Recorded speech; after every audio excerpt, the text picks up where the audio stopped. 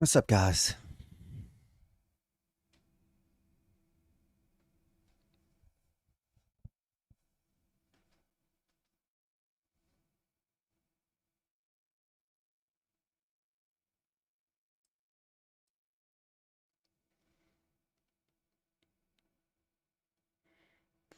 Let's see her.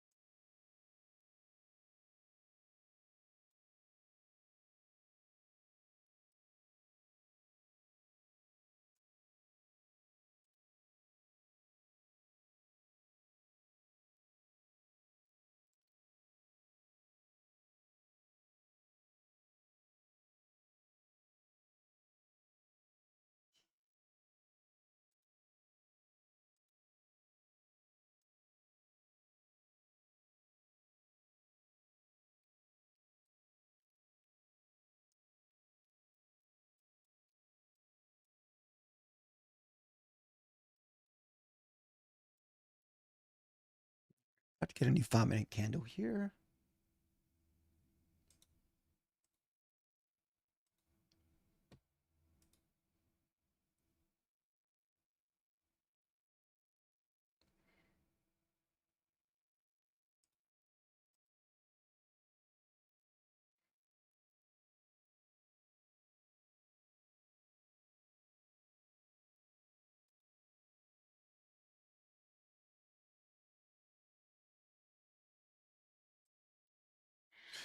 What's up, BCI? Yeah, I was waiting to see if we would lose that 400 level.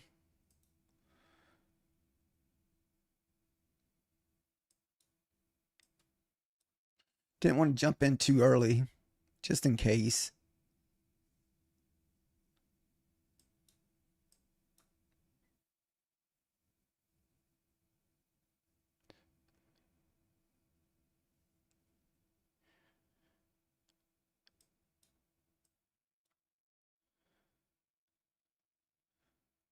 Um, I'm not sure. I'm pretty sure. I'm trying to see what kind of pullback we may get here.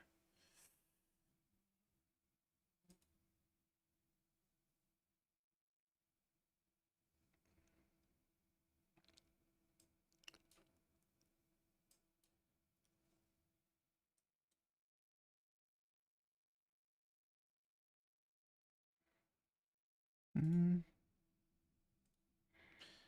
may stick a little teaser trade here at the 24.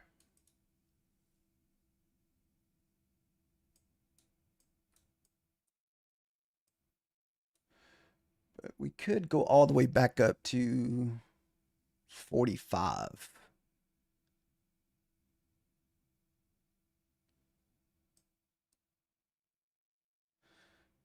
So 43 is kind of my next level up there.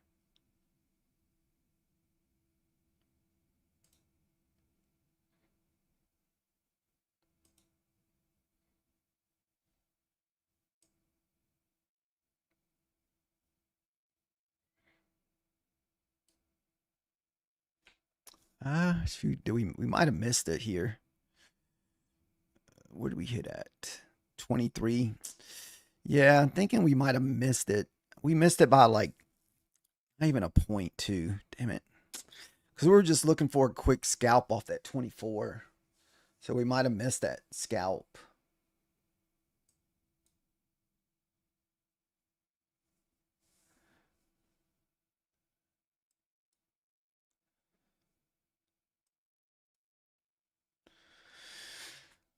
The ideal is just to try to find a trade or find an entry right before the top of the hour.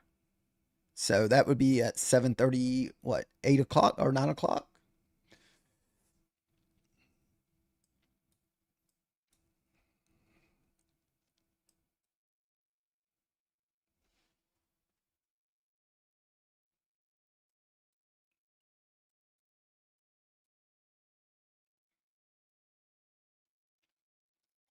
feel like I'm forgetting something. I just don't know what it is.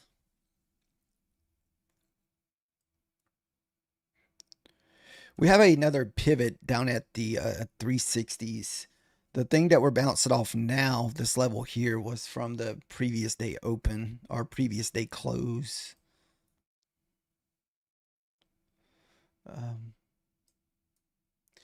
Back through 415, I would think that we could possibly push back up to 640 or 443.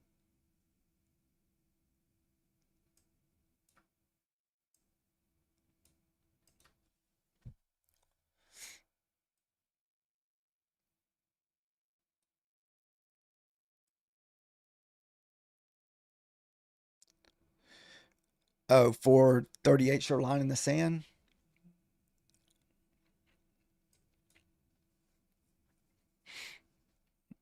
Let's see.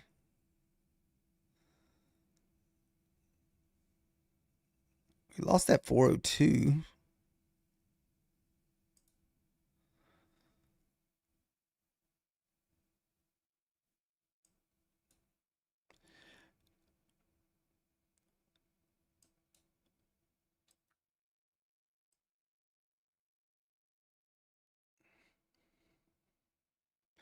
This is just kind of like a little 5-point teaser trade, just in case this is just the low and this is the pullback for us to move higher. So that's something I have to be aware of when you're kind of like starting out the night with.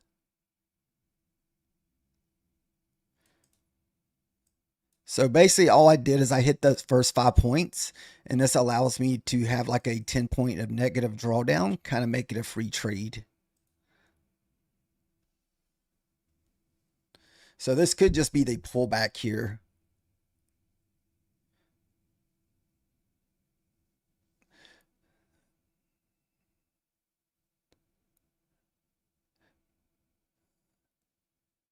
So if I pull fib from here to here, is just a 50% pullback.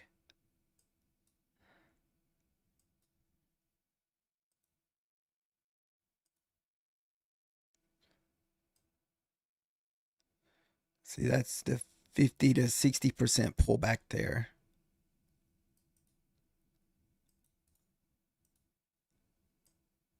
It's okay. It's already a free trade. So whatever happens, it'll just be kind of a break-even trade.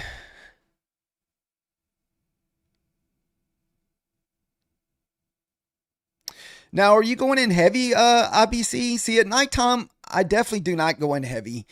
We only go in 3 micros because, you know, we're not trying to run our accounts on a Asia market trade. And so, like, this is a free trade for me.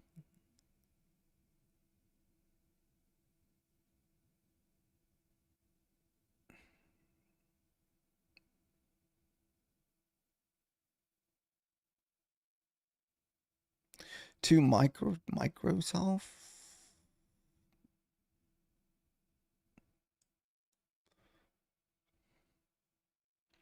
Two micro, okay. I was like, two Microsoft? What?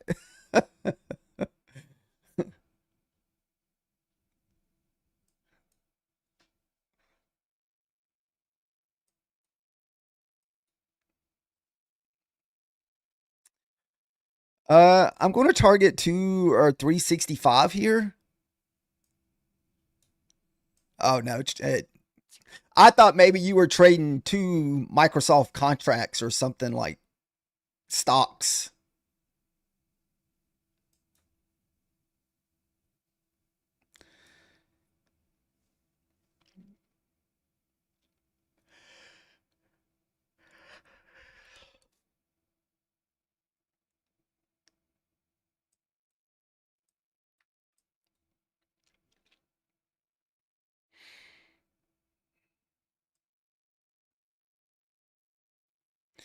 Got to get through the previous day low here.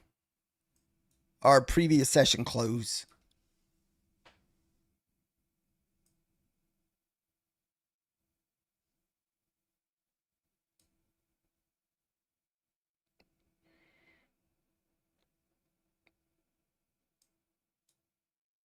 Not Actually, previous day lows all the way down at 291.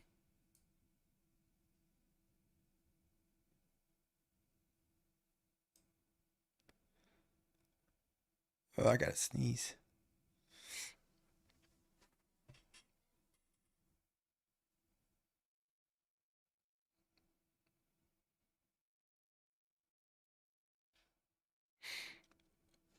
How was your trading session today, IBC?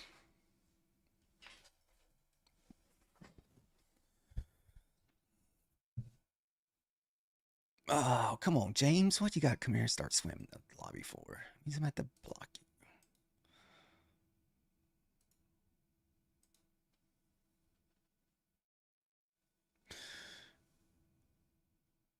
Nice. So you finally got your funded back, or you got another funded, Nick?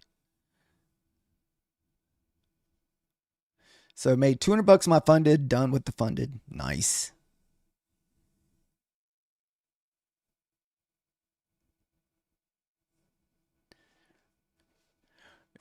You got another funded. What about that account that you said you're like a few hundred bucks from getting funded today? Here you want to see 94. The 90s kind of need to hold up. Above 90, you're looking at 406.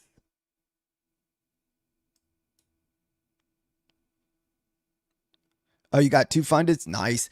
Yeah, I'm about ready to start on my to work on my third funded. So I got the third. I started a new eval, but I haven't taken any trades on it yet.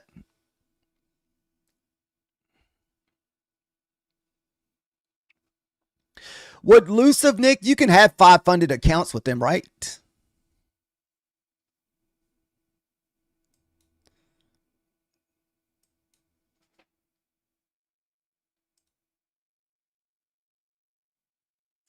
Yeah, I'm pretty sure. I think you can have up to 5 fundeds with Lucive.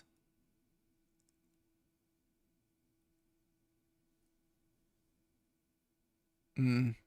Yeah, I know. I remember you talking about that a little bit where that's why you said sometimes it's better to try to get a bigger buffer than that $1,000.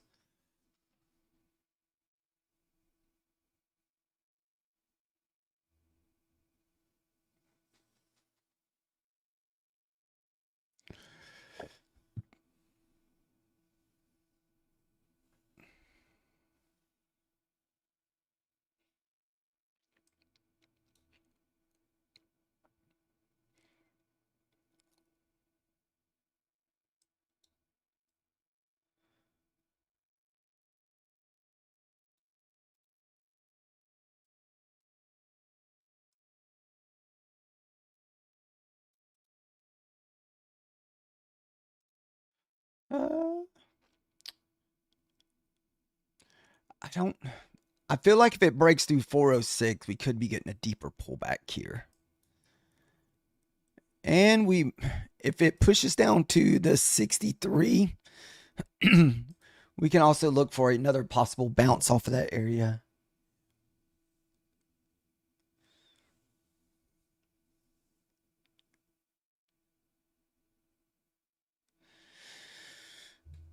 Yeah, I remember you talking about that, where it only leaves you $500 if you get to that $1,000 buffer. Man, but it's so hard not to take $500, man. Even $500 is like $500. So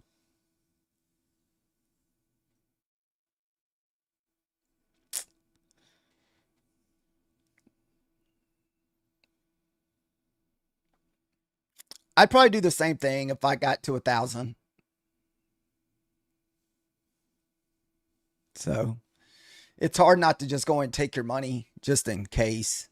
You don't want to get to a $500 payout then lose the whole thing just because you had a bad tilt night or you did something crazy.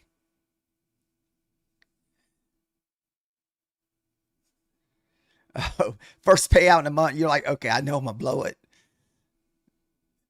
Trust me, April and May were rough months for me too, man. I was glad to survive with my funded accounts. So I could have easily messed up some accounts in April and February, but we kept it under control and we didn't really mess up any fundeds. So it could have easily went badly for us. Those were some tough months.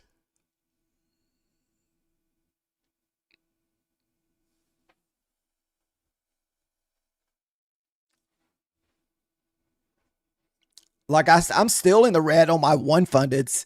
So it was the one that we only the 50K.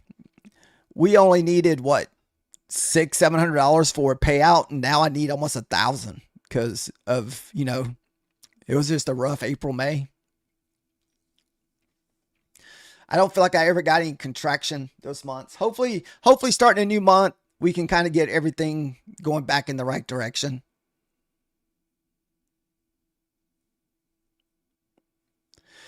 My 25K now, I only need 450. So we have another account close to $1,000 payout, but the 50K, it's down there.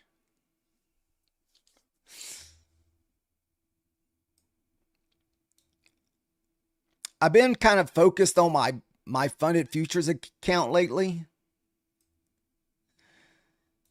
Because I don't think I've never had a funded account with my funded futures. And we're up, I think, $2,600. So we $2,600 and 50. So we need to make about another $350 to get a funded account with my funded futures. Dude, I hate that this is not making lower lows. These freaking wicks. So I was hoping to really get that today, but man, I'm gonna really need to push that thing the next few days. I was trying to get it passed before the renewal date. Excuse me.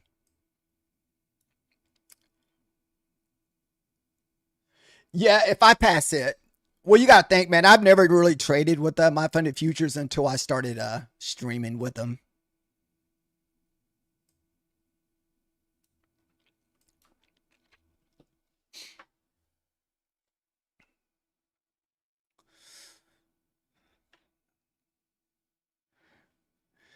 And even now, I kind of feel like I feel a little like sometimes I feel like I'm even trading too many accounts someday.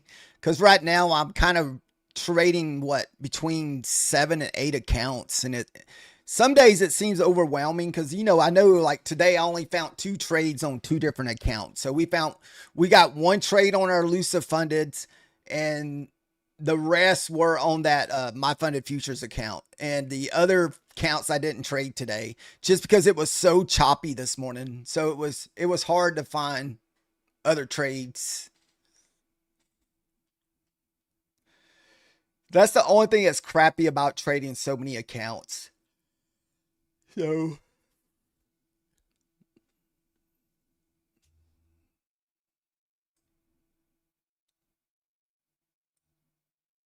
what's up, Cashman? How are you doing?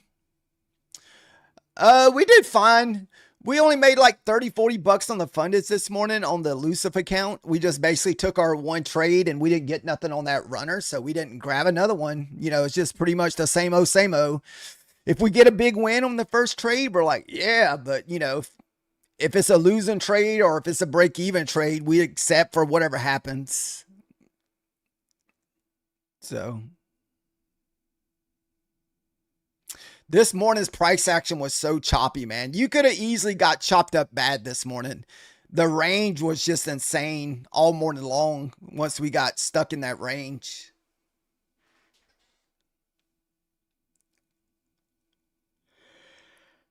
Yeah, my pivot at 700, made 500 on the eBay before it closed. Nice.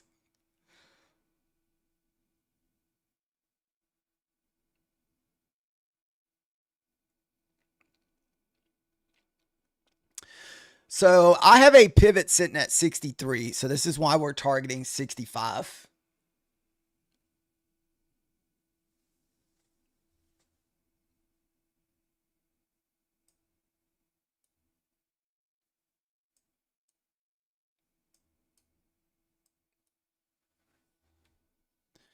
I like that we just broke that low there.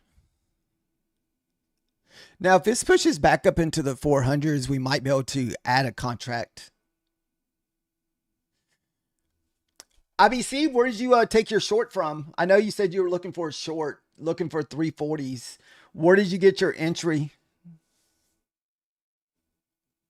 I know you said something about 389, but did you get short before the 389? Oh, you did get short from 389. Okay. I know you said that you were looking for short below 389. I didn't know if you got in sooner.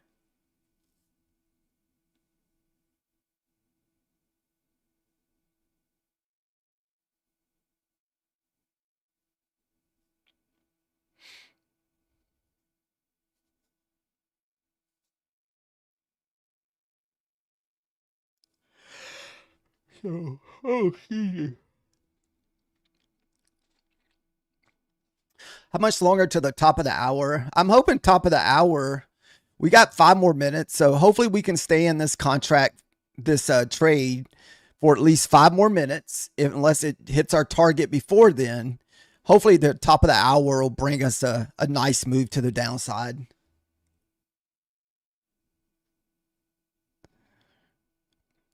Do you have a pivot at 384, like on the standards? I do have a pivot down at 363.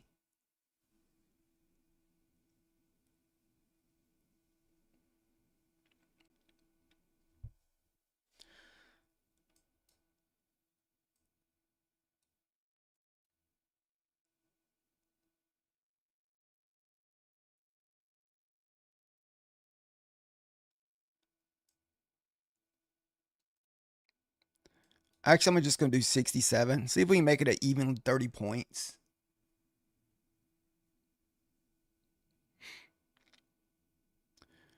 Then I may test that waters at that 63 level. Like with maybe one contract or two contracts at 63, 64. The only thing that worries about that is I got to watch the top of the hour. Okay, so it was a pivot from earlier.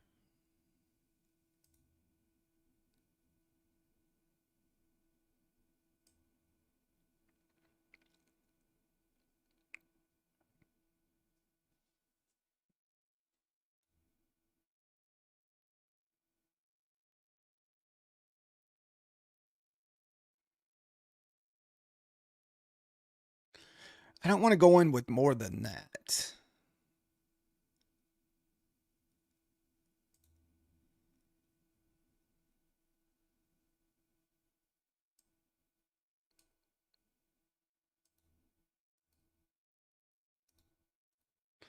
Damn it.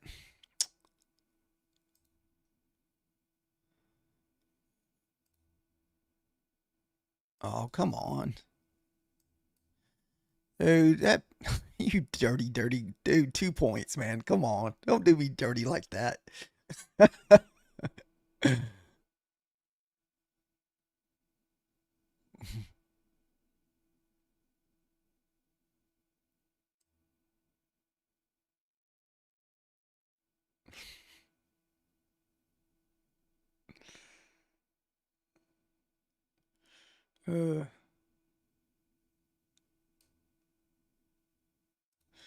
All right. We're pretty close to the top of the hour here, guys. So I can always re-enter if I have to.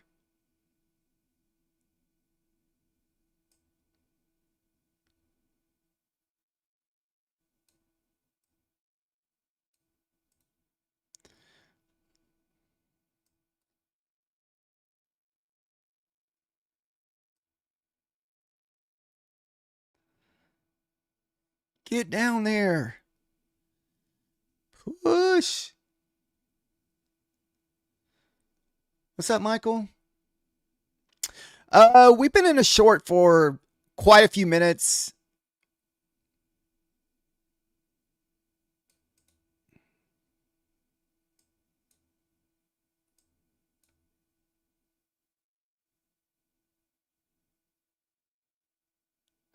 Trying to lock in some profit before top of the hour gets here.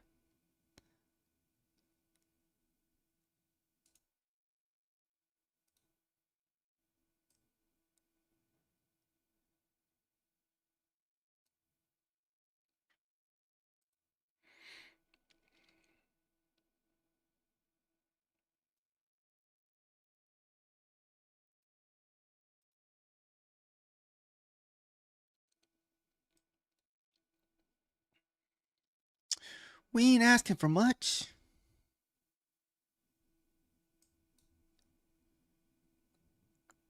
Aw, oh, son of a bee. Come on. All right. Very, very tight on this.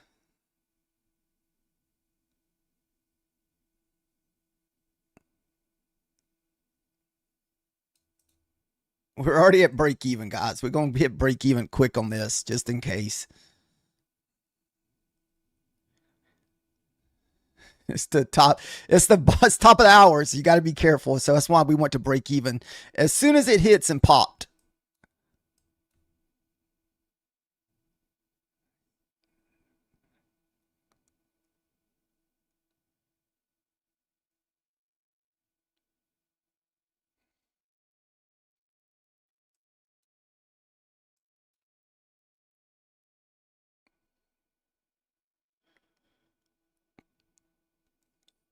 Man.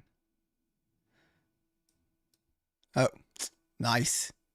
Nice quick 10 points. 63 on the Nick. Man, we just left. Man, that could have been a nice 20-point trade, guys. Holy goodness. The pivots at nighttime are cash money. Man.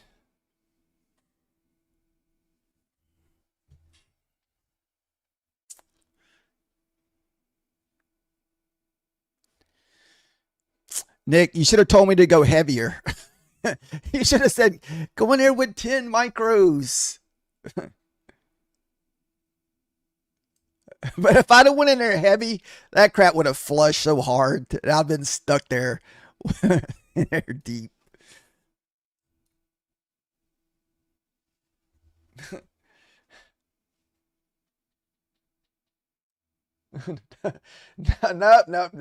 No. Oh, did you do one micro at the 63 also?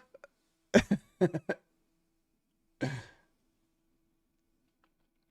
going back up to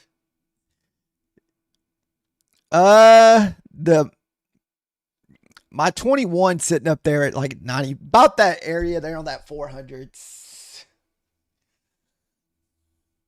Yeah, top of the hour is very scary, man. I don't blame you. That's why I only did what I did. If it wasn't the top of the hour, I probably would have tried at least 3 or 4.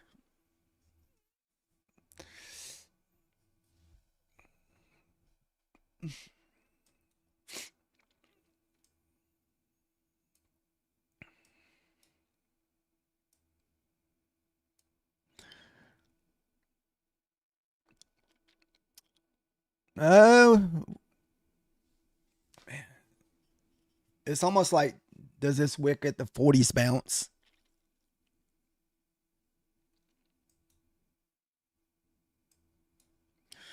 All right, I got to change my things back because we're already up $100 already.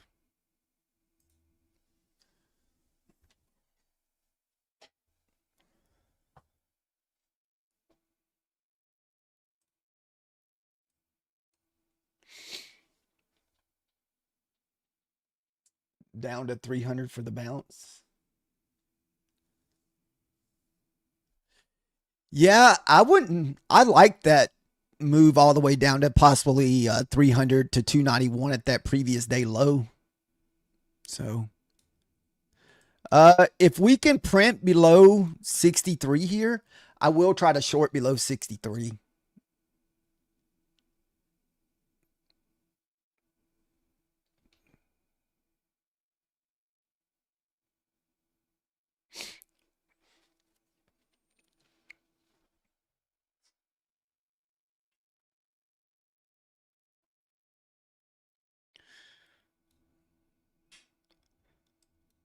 We're just going to wait and see what happens around the 60 level. Because I know at any moment, we got the VWAP all the way back up there at the 438. So the VWAP is long ways away. The ES is trying to create a double bottom. Let's see the old ES. The ES would need to hold from yesterday's levels around the 85 here. But there's a lot of consolidation sitting right above the 85 on the ES. So we'll just have to wait and see what happens. What's up, T? How are you doing?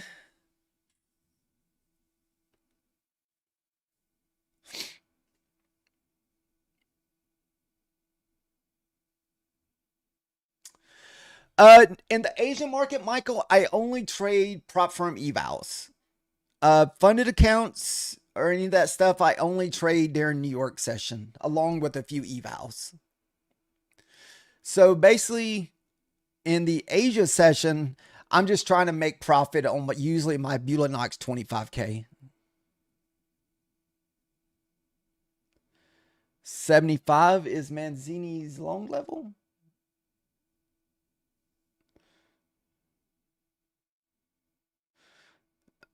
Oh, okay. So we could possibly look for a fail breakdown of the 75 there on the Manzini level.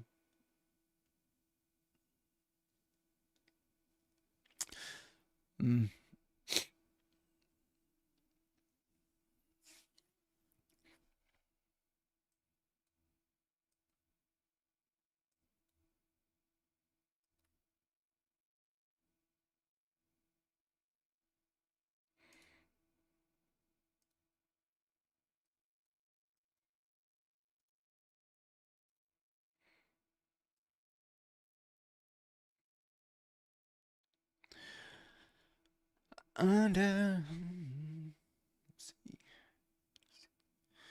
So what we're going to do is start off with 1. And the idea here is if it pushes through here and retest those 400s, we're just going to add in.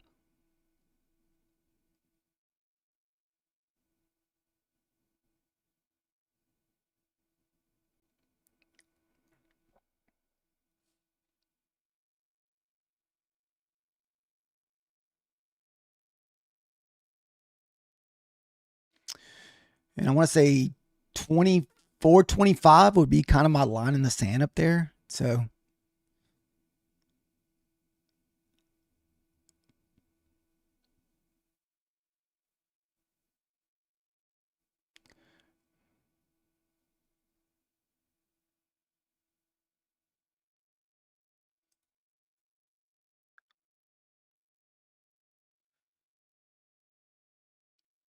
it's going for the 400.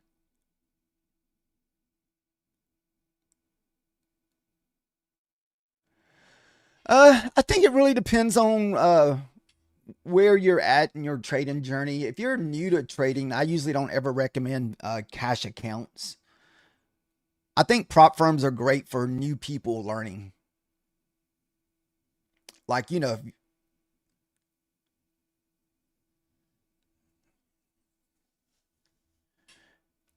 mean, you can ask most people who start out trading, man. Most time, if you start off with a cash account, you're just going to get wrecked. And also if you're brand new, you try to find the cheapest prop firm you can. The ideal is to try to learn to trade without spending as little as money as possible, because if you end up spending a lot of money, that's usually what'll make you, that's why most people fail at trading, because they end up spending way more money than what they really have. Then the stress just continues to build. So the cheapest prop firms probably to trade with starting out, not overall, but even if you're just trading evals, you can get Beulah Knox evals for $15 right now. And I'm not sure how much Apex accounts are, but they're another cheap one starting out.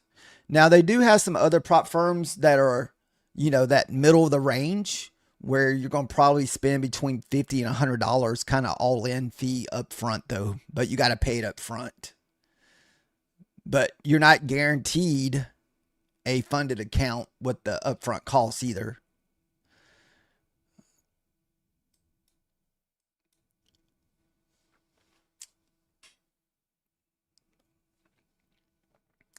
So right now I trade with three different prop firms on a consistent, which is Bulinox, Elusive, and My Funded Futures.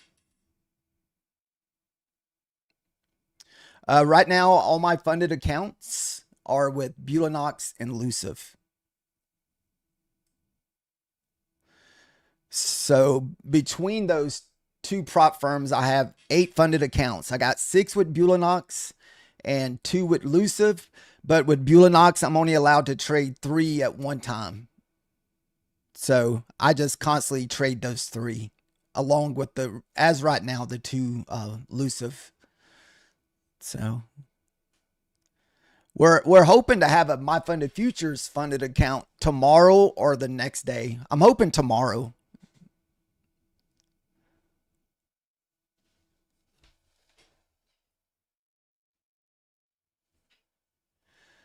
Uh, I'm not sure what Little Bear is doing at the moment, Crash. I know she's got a couple accounts she can trade unless she done blew those things and she hadn't told me. Sometimes I think she might keep it to herself. But I think she has a Bewley eval and a Elusive eval.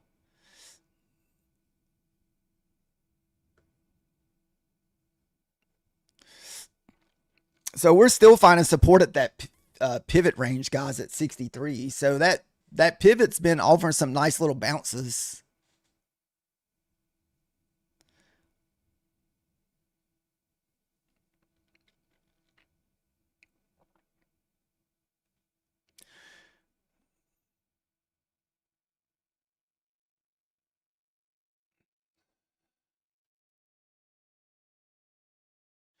Uh, I do use them, but I don't talk about them. I don't have anything against them. I just don't talk about them.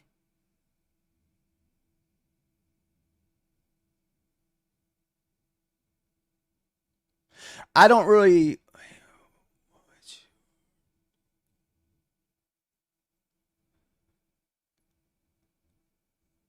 Uh, Nighttime's a little bit weird when it comes to setups. I'm not gonna lie. I mean, basically at nighttime when I'm trading, it's just basically just just kind of trading the not really breakouts, but a lot of like support and resistance. Like off, I took this right here off the short of the whole number.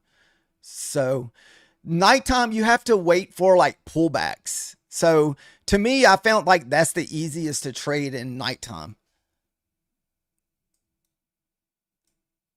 So like pullbacks are always the key in nighttime. That's what I found to be the easiest to look for in the nighttime trading. So like if we pull fib on this whole leg right here, more likely this is going to be, I say this over and over. Almost all your pullbacks in nighttime are 50%.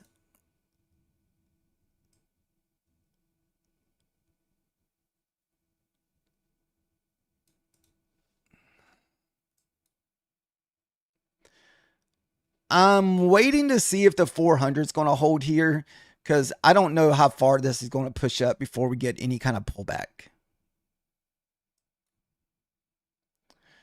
And I don't want to give up too much profit. This is only 1 micro here. And I might even let it just come back and just get that contract if it does pull back to 81.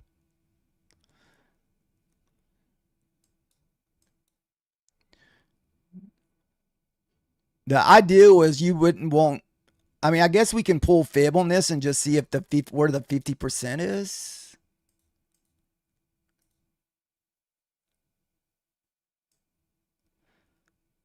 See, we've already hit the 50%. 60 is kind of usually your line in the sand.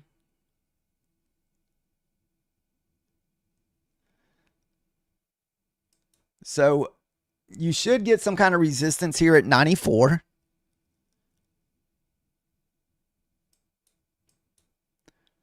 Uh, the pullback level is going to be back to 81.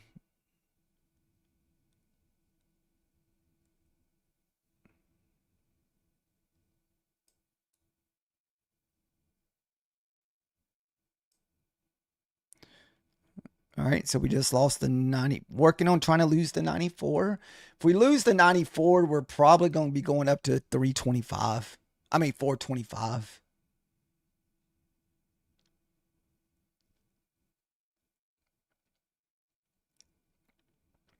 Like I said, we're just in this for 1 micro at the second.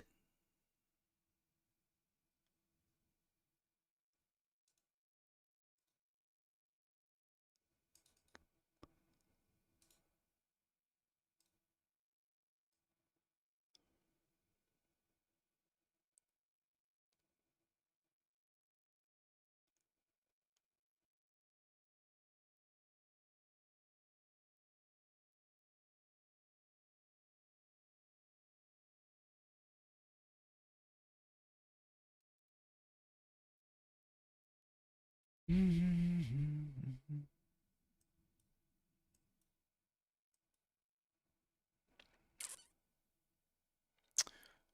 400 bounce. Oh, is that where's your VWAP at, Nick?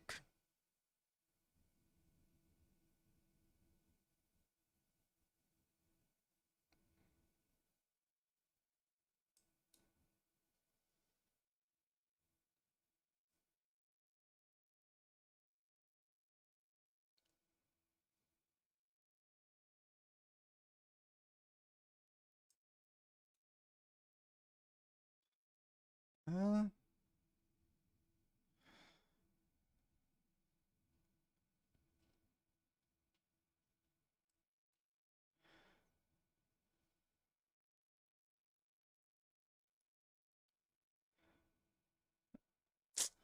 might not. It may only go to 82 here.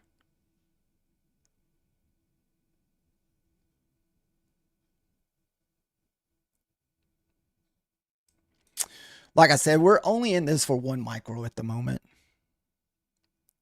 We would have to lose 82 for us to continue back down.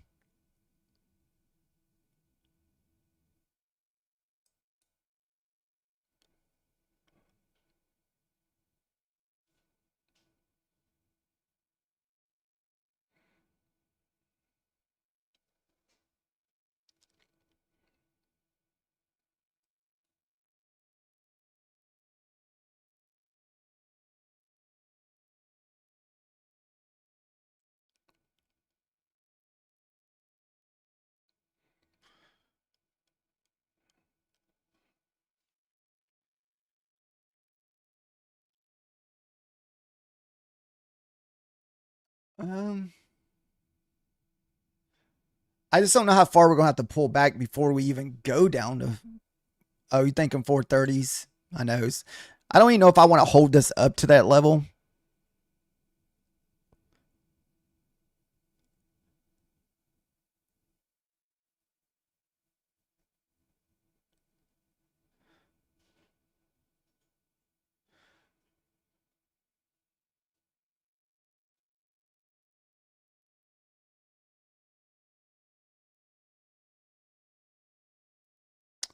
I don't really. Let's see.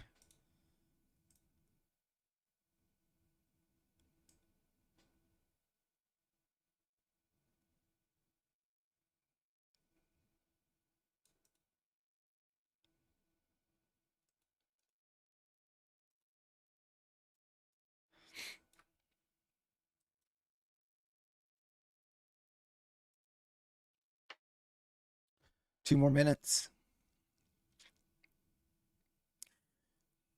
You're in long routine? Nice. Yeah, we may get out of our short. I was testing that 90 level with 1 micro on that short to see if that level would hold. I just don't. I mean, I still feel like it may push back down to retest the 80s, but I don't know if we get through these 3 wicks here.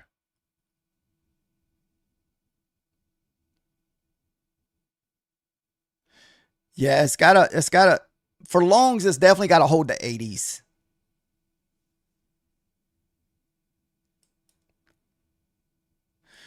This is just a little teaser here.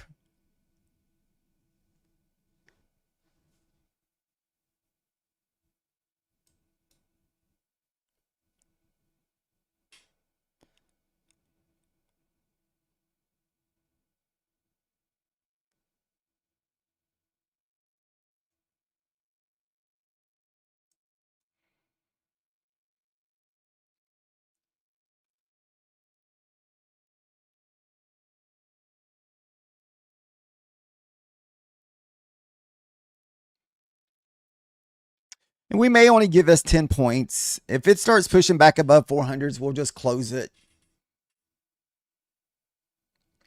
This way, we only lose about 10 or 15 bucks.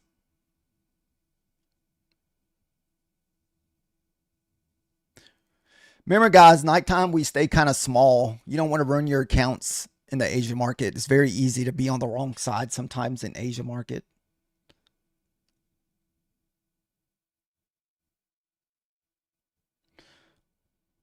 Shoot. New 5-minute candle.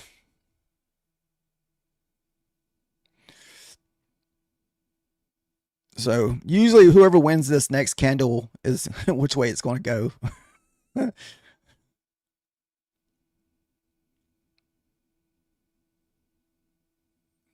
It looks like the Bulls may win here.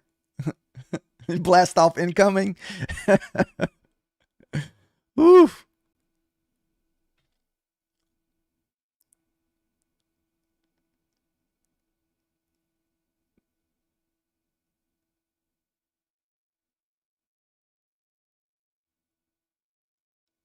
All right.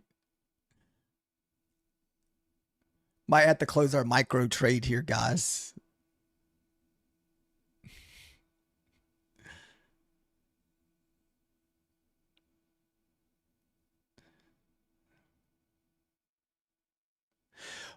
Yeah, we tested a 25 with like 1 micro though, Nick. That's why I said that in the very beginning. It was just kind of a filler of that level. You know, I wouldn't expect nobody to drop 10 micros on this or a mini.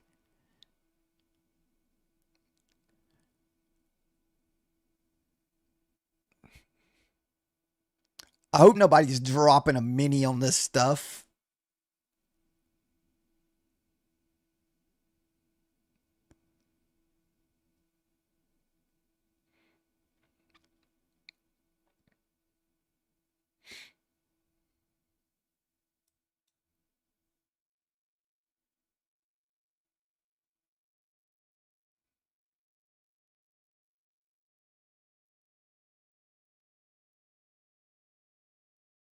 Oh, that was my opportunity to get out of the trade for break even. Usually in the New York session, when that happens, it usually goes straight up. All right. Uh, we'll give us about what? Maybe 15 points. It's up to the 400s. You're thinking it could go to 370s?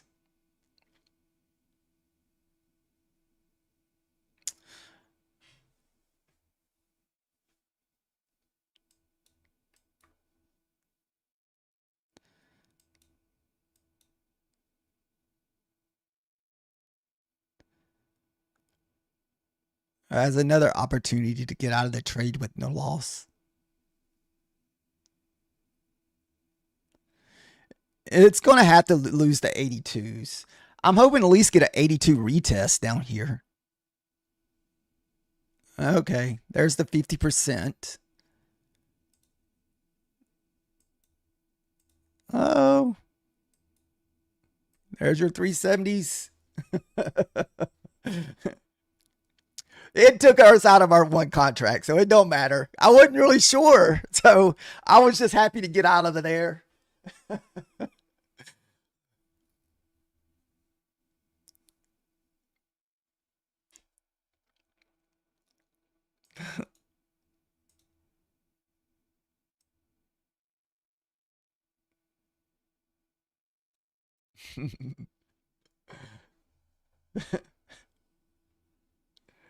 Oof.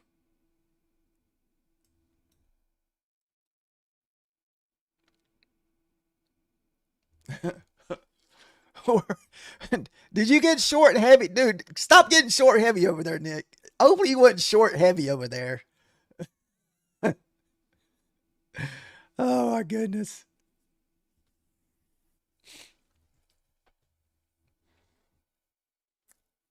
Yeah, we're definitely got the little lower highs, higher, lower, like, here, here, and here.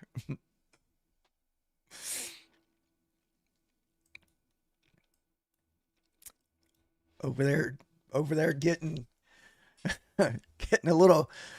How many contracts were you in for, Nick?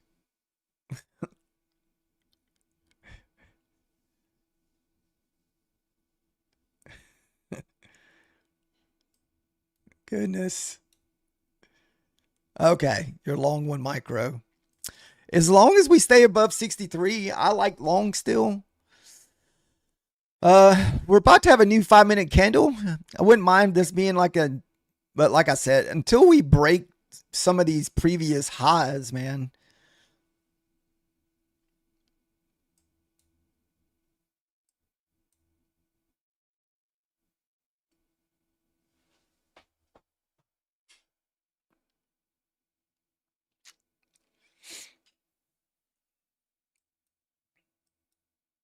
Two.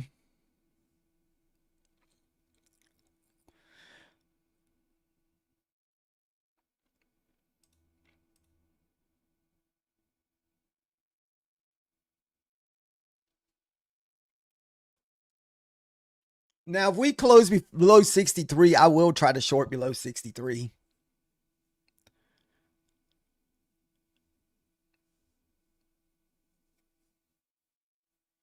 Oh, you like it above better? 82.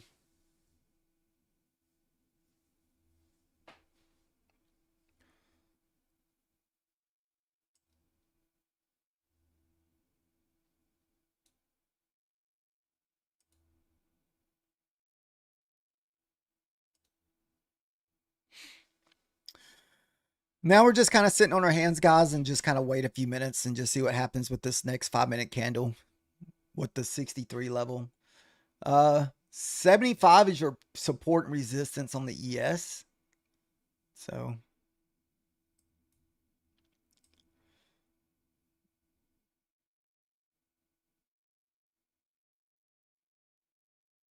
wow, ES. Yes, Manzini called out that 75 level today, Nick. Excuse me.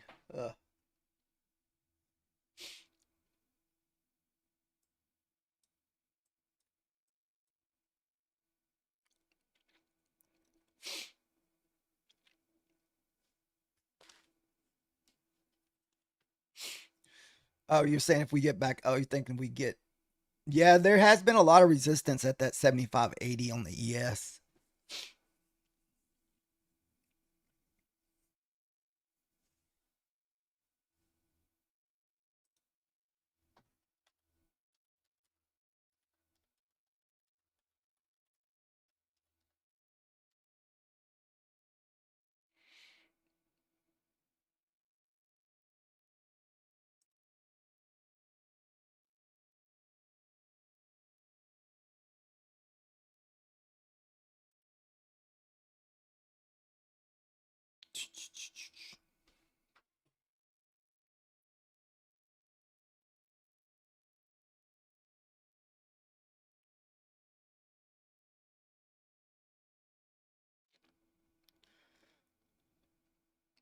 The 363 guys, the reason why I keep talking about that level, that's a pivot level for me. What's up, man? How are you doing today?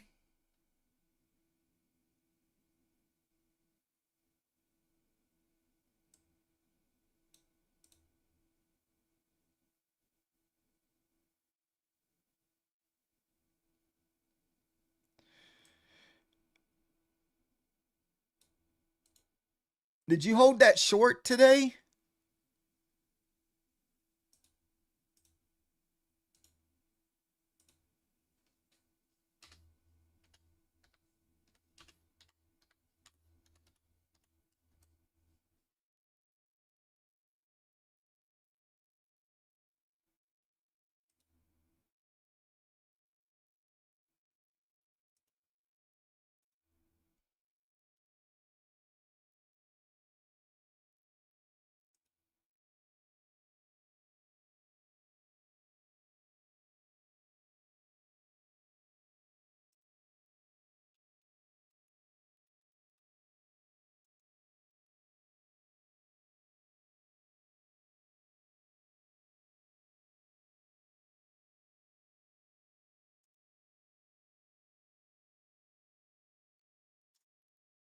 Hmm.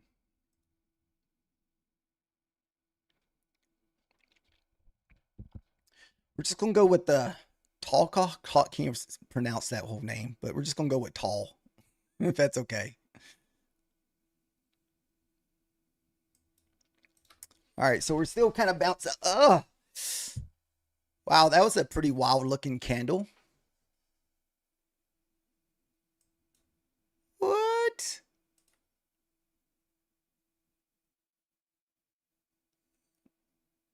Is this a little three candle bull flag on the?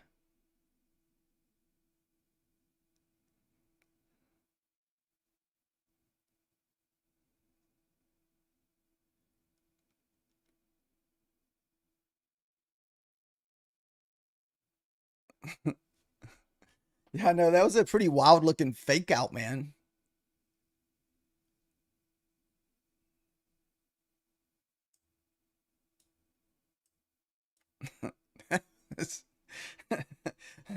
That's for anybody that was holding long at that pivot. Oh goodness. What's up, Cool Hand Luke? How are you doing?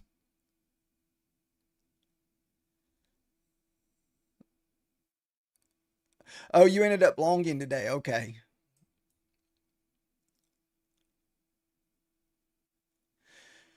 Yeah, I almost had a 100 point trade during the lunch hour. I was long from like 456, or I think it was 456, looking for 555 at those highs from earlier.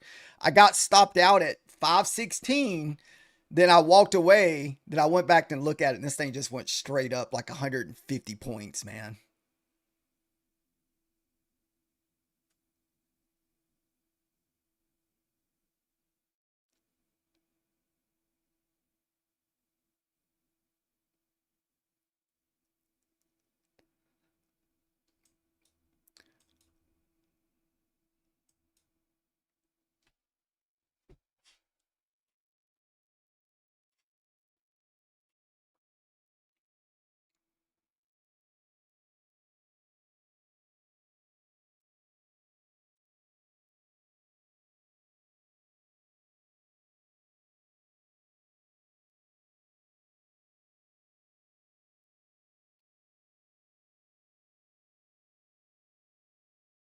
You would think that we could get another little push up to 400s here.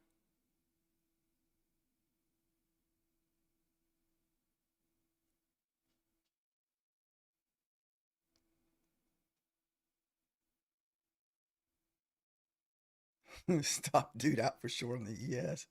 I don't know. That was a dirty wick though. There's nothing worse than a 30, 40 point wick.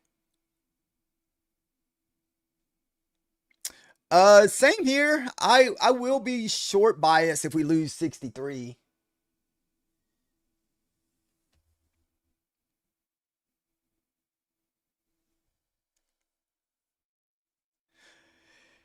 Oh, you don't think we push up? Uh, Usually on some of these moves like this, I'll just be looking for like 5 points and runners.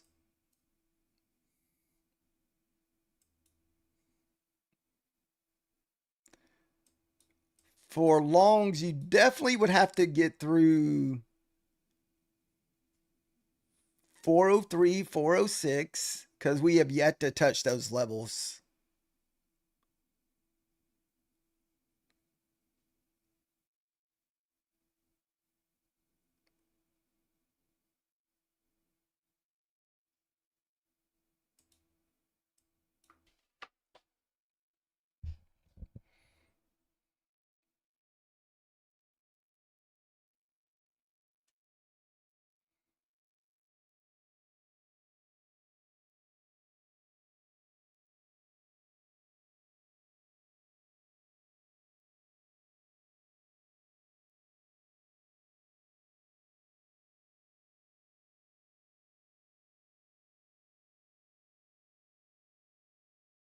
Maybe.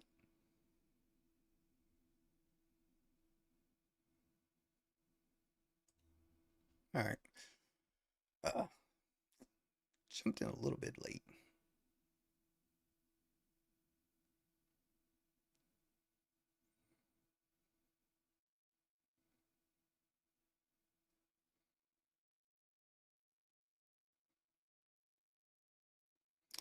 I'm only going to give this 10 points, guys. So 76, 73 is my line in the sand on this. So, oh, damn it. I didn't know we were that close to printing a new candle.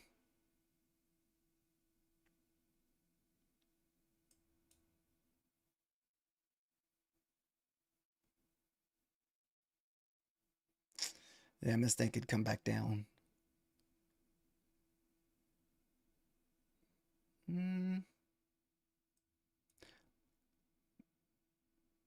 Don't want to get caught in some nasty wick to the downside here. So 10 points is my line in the sand here on this.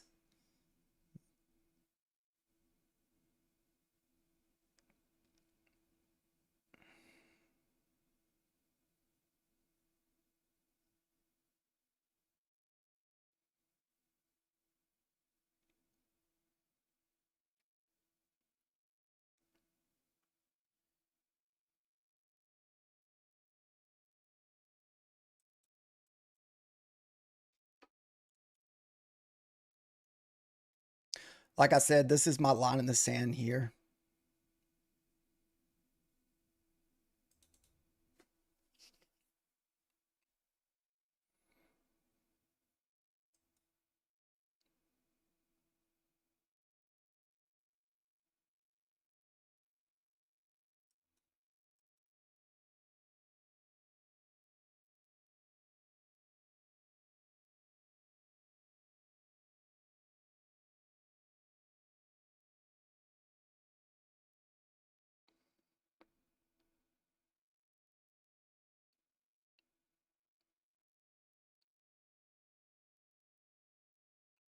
It came all the way back to where, oh, dude, that thing just barely missed my first take profit there at the 90s.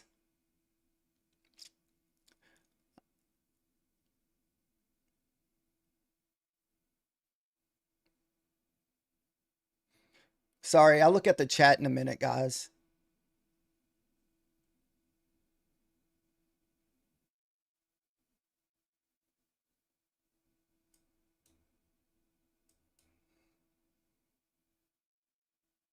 All right, we're getting down to the levels that I don't want to hold past here. I don't want to get wicked and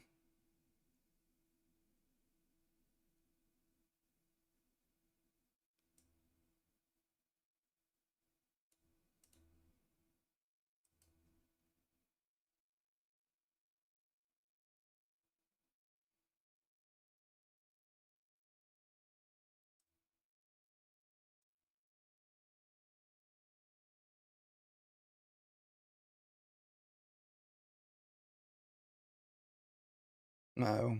Looks like we're gonna have to close this.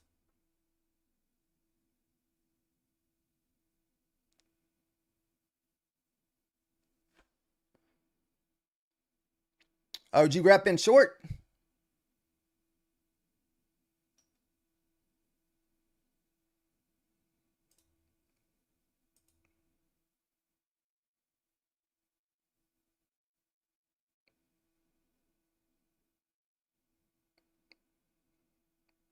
Yeah, if we lose 63, dude, it's going. Because remember, that's my short line there at the 63.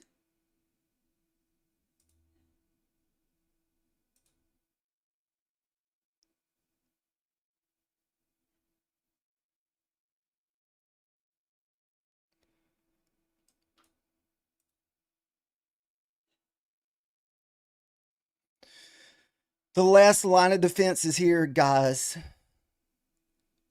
Oh, you're still long? I didn't know you were still long.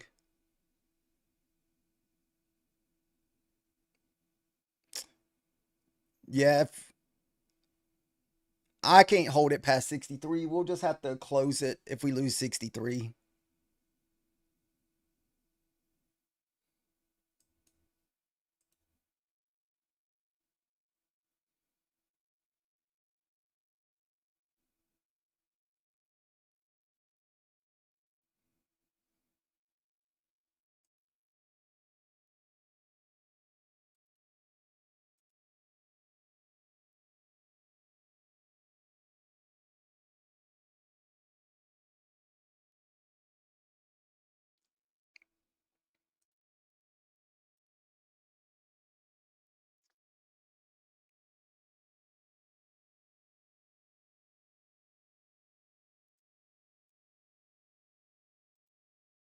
Yep, and we just lost 63. So I'm gonna have to close this. I can't hold past 63. That's kind of my short my short line. I can always jump back in if we get back above 63, but like I said, I don't want to hold past 63.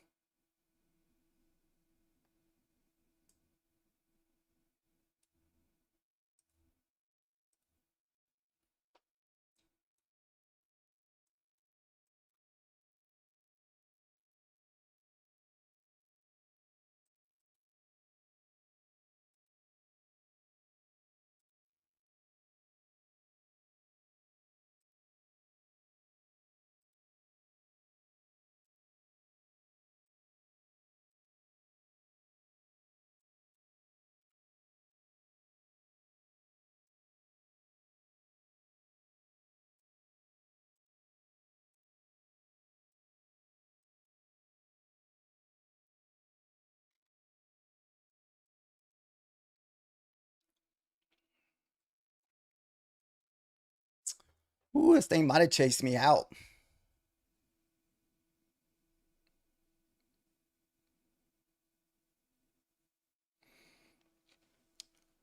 I think you're okay if you're still holding that long. I'm not going to hold it. Remember, I try not to do that no more.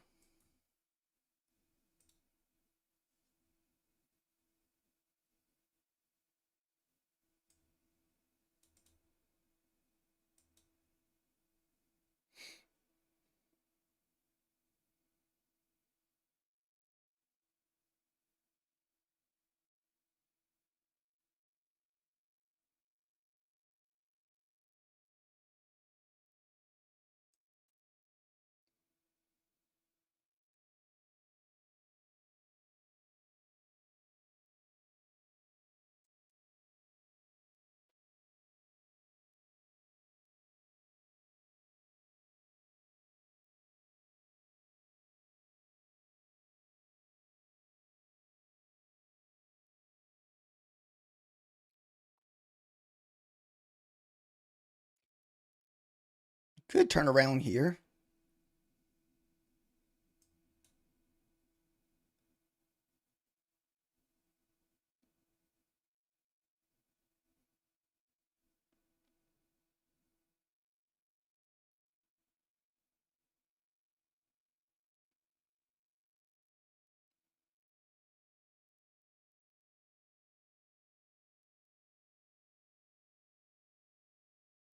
We get back above 63, we might get another push up.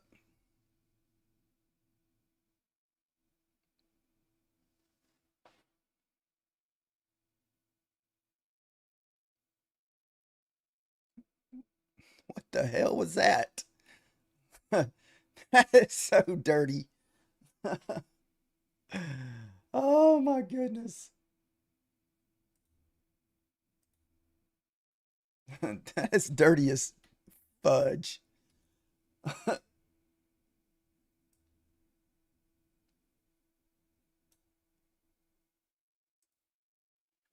That was super dirty. Nice helping. Hope you got out of that.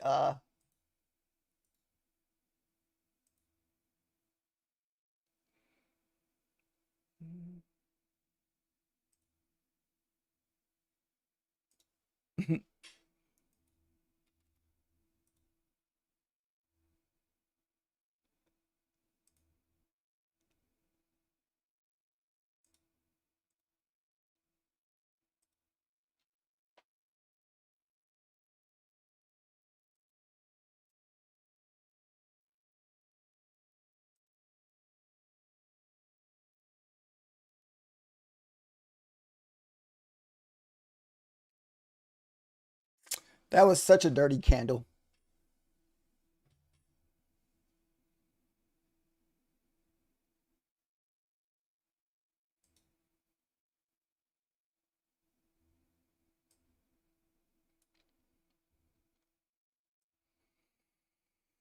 We got some dirty, dirty price action this evening.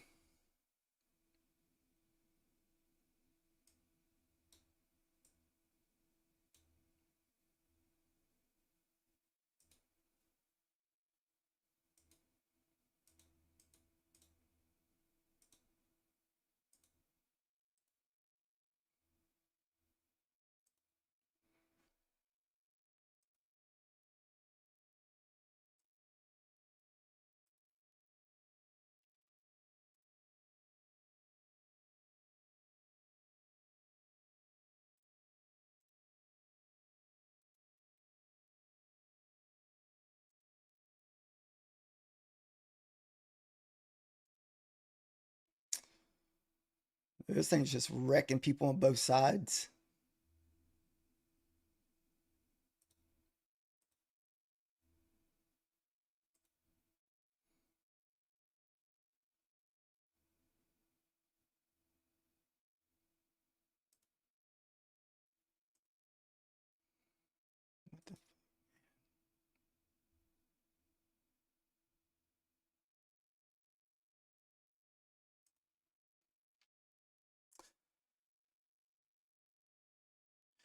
Usually like uh 9 o'clock Eastern time.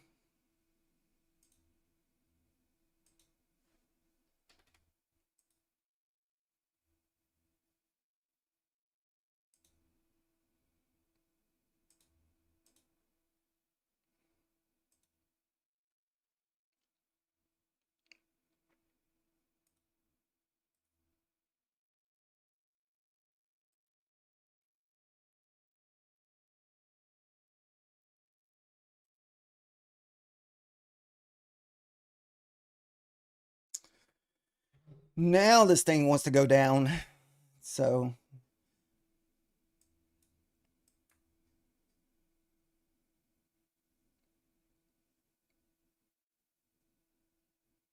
let's see.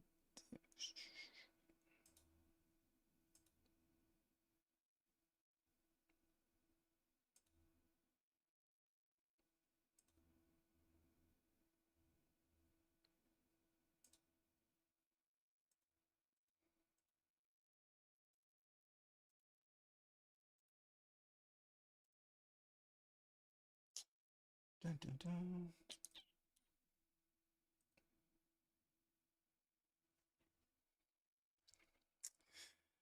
Dude, I'm glad you got saved before it possibly dumps here.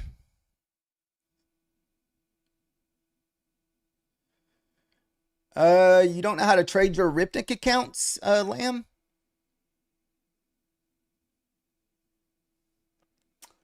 Uh-oh.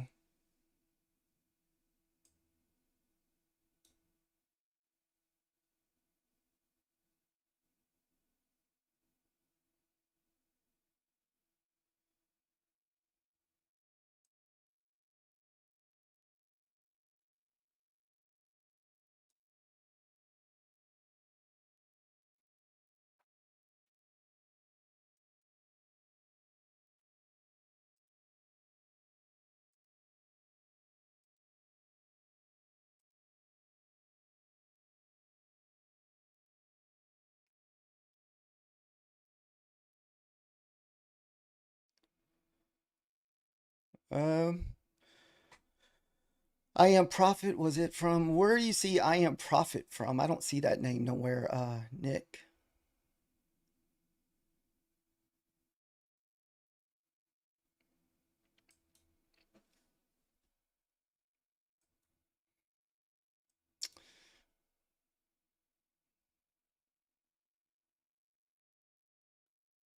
Oh, yeah, I am Prophet. Yeah.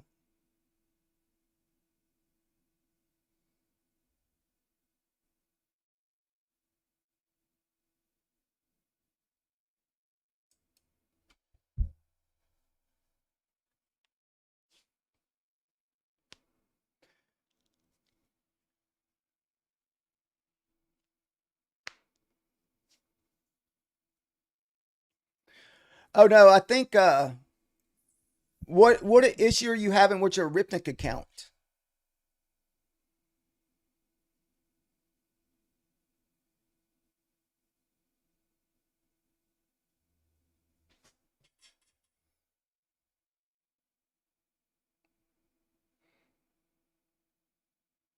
It's the guy who traded 100 contracts. Oh, you're thinking we go to at least what 291s?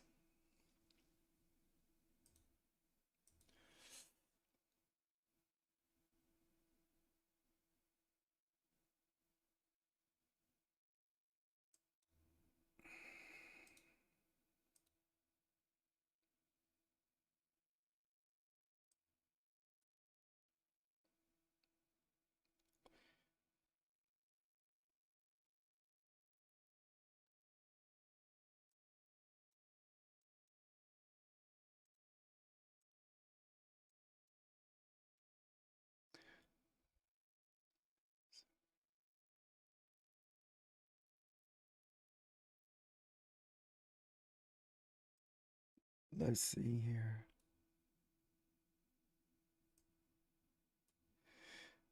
So I got them for the Ripnik data feed, but now I'm just trying to trade them.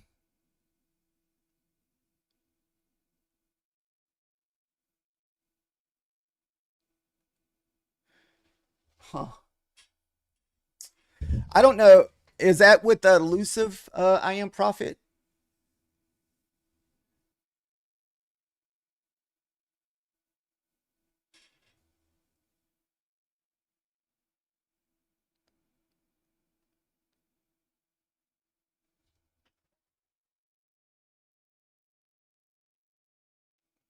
I kind of wouldn't mind seeing another retest of the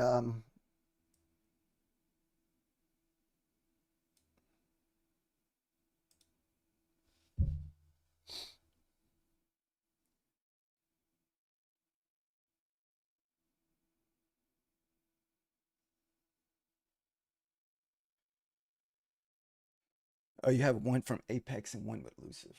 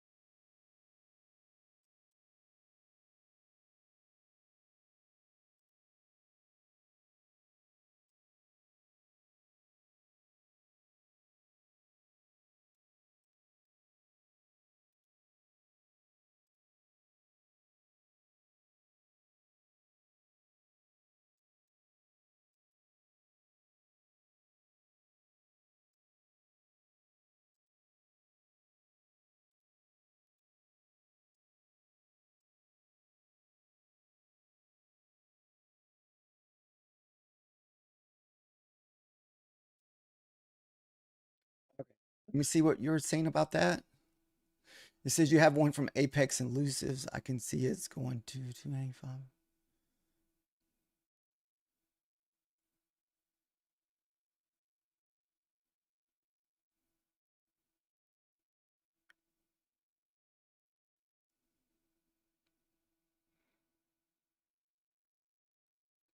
Right. Oh, you think we go back to the highs, Devin?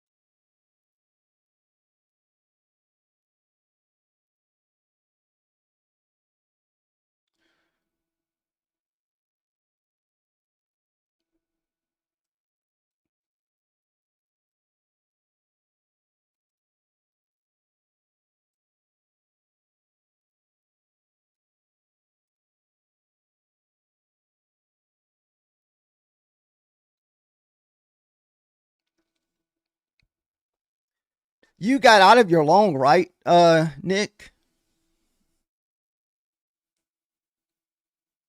Unless the war's back on. Yeah, no kidding.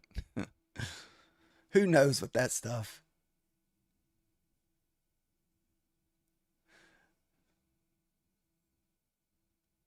I know. As soon as I got out of that damn thing, it went right back up to 90.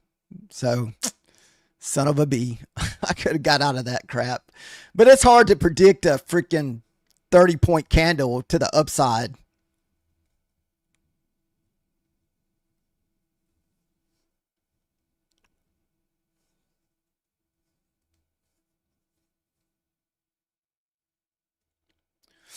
We're playing off a pivot, Michael.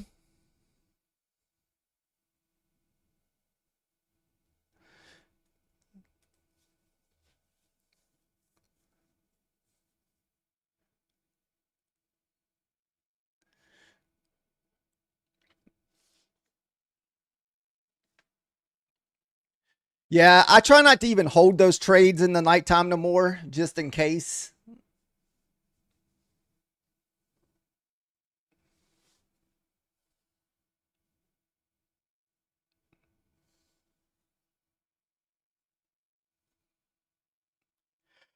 Just the wick up there and come back down.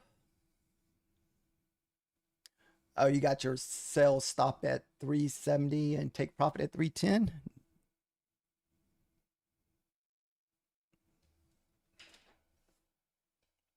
And we might not even get the push back up there.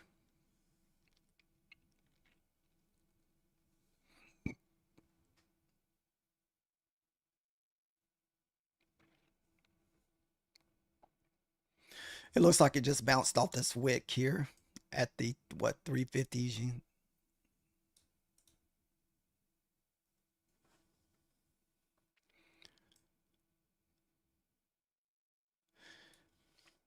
I was hoping we would have one little more pullback.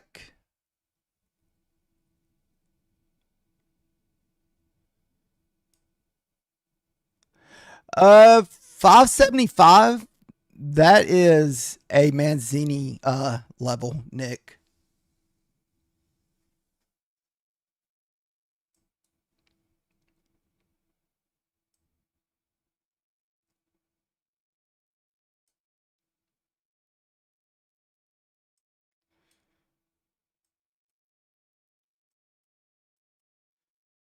Yeah, so that would just be Adam Manzini levels.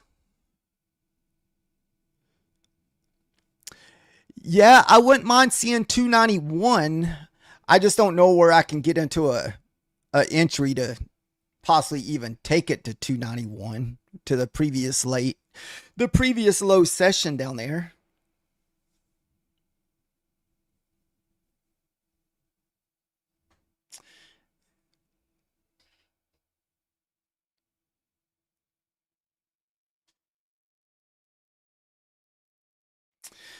I don't want to jump in now because I know if I jump in now, it's just going to pull back on me.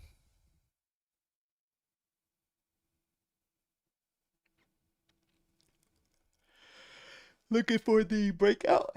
Hope so.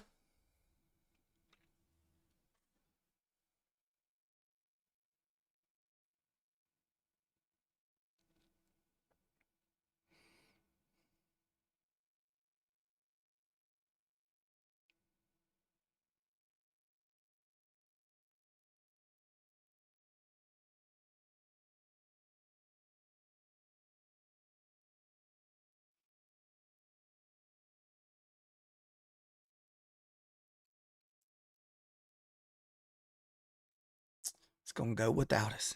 All right, here's the new 4-hour candle.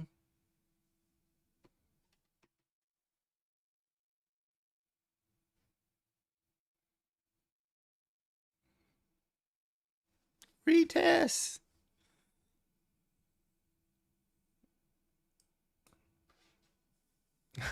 It's like lift off Blackstone black backed.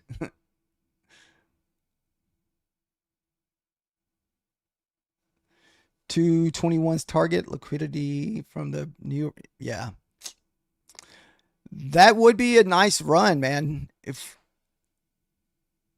I just don't know how long it's gonna take us to even get down there. Right now we're just trying to get tagged back in without a lot of drawdown. So we're going to try to enter in off of a pivot at 63, 62, then see if maybe we can finally maybe we get the push back down to 291 with the previous day low.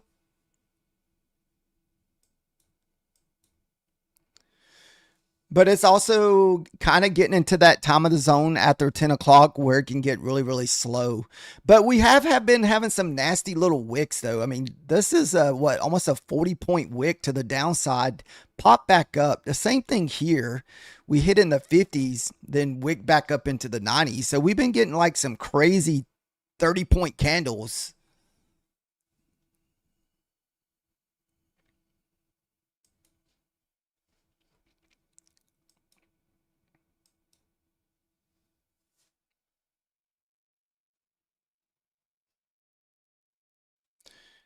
Oh, you're watching the 70?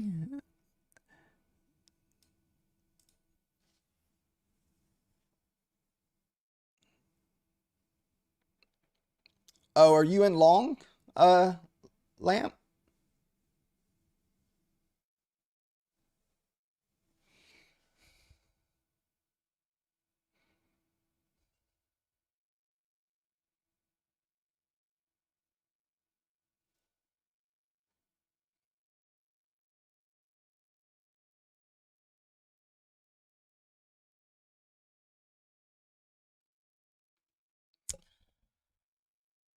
No push back up so far.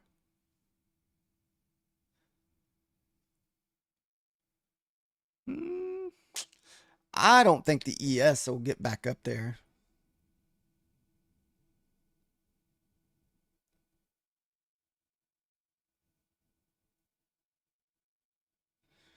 Yeah, that 380 liquidity grab.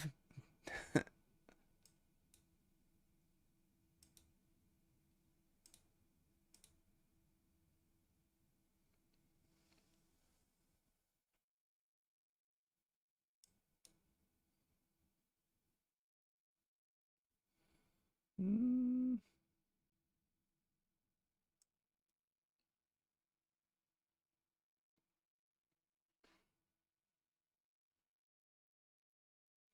you're looking for a 600-point dump? Man, that's pretty wild.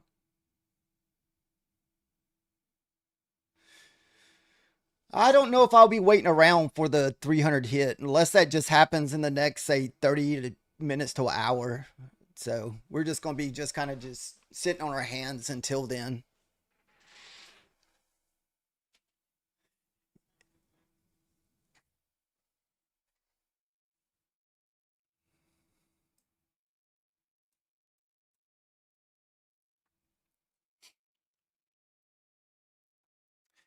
We may put it like a teaser contract around like the lows down here and see what, see if we can get a little bounce.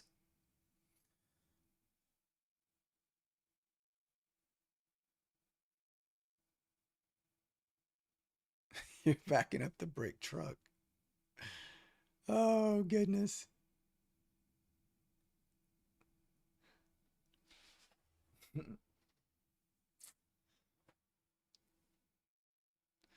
No over leveraging, man. No over leveraging.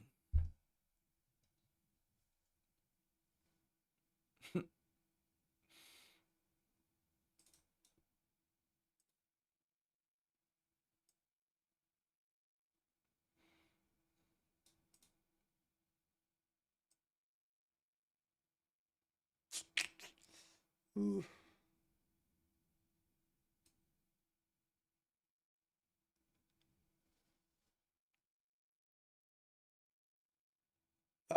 Yeah, that's I use that on Bulenox. Who are you trying to trade it with, Lamb or I am? What what broker are you trying to trade it on? Are you using Ninja Trader or Quantower or what?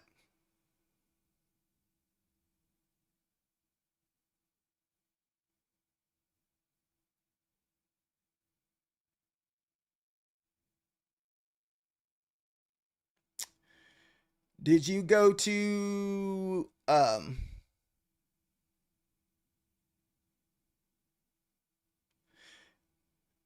who is the account with, Lamb?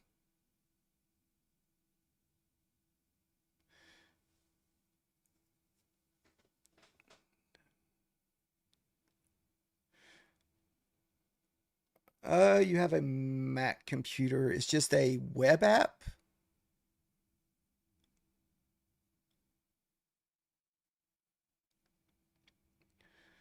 I know what Ripnik accounts. You have to go to most of the time RTrader Pro. Did you go sign the paperwork with RTrader Pro?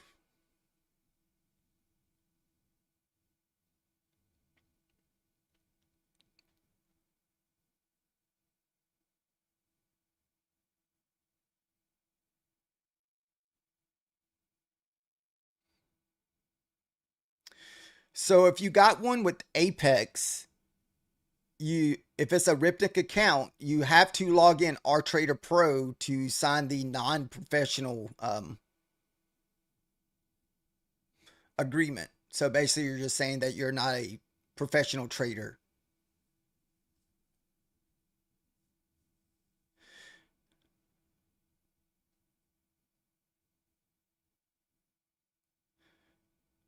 Oh, they don't have RTrader Pro for Mac? I don't know. I can look it up. I don't guess I didn't know it was just for certain ones.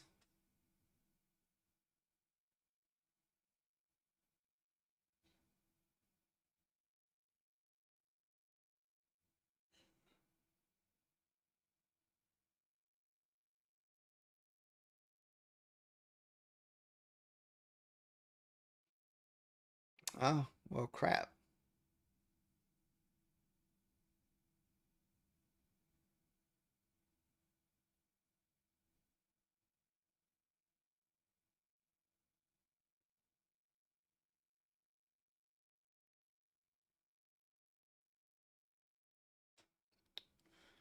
Hmm.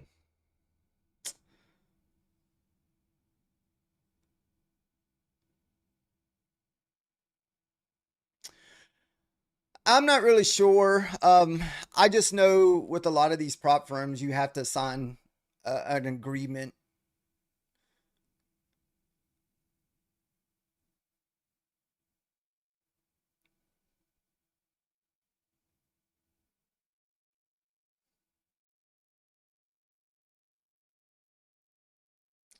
Yeah, it says RTrader is narrowly built for Windows, but most seamlessly is used, especially if you need to connect. Um,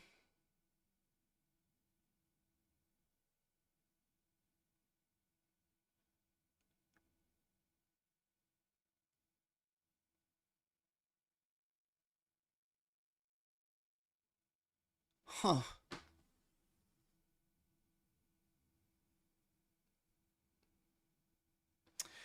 We may try a bounce with you down there.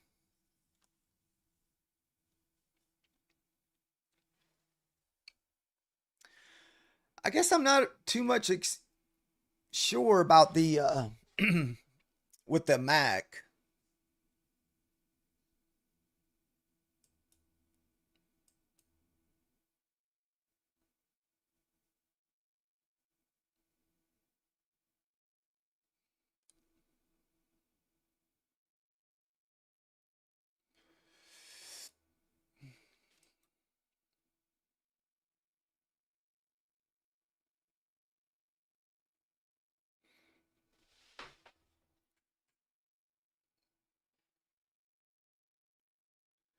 No, I've never heard of a MetaTrader, Michael. That's something new to me. It is. Oh goodness.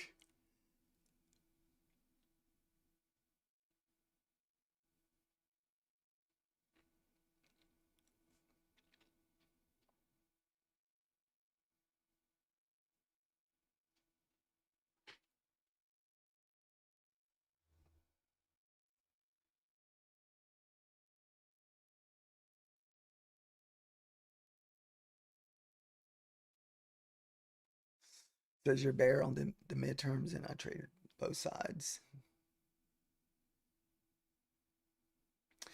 Nighttime price action usually is not the great, Bobby. That's why most of nighttime trading for me is just strictly evals. Well, I usually just trade a Beulah Knox eval. And that's usually like one of those 90% evals that they have for 15 bucks. I don't ever trade my funded accounts in this time of the night.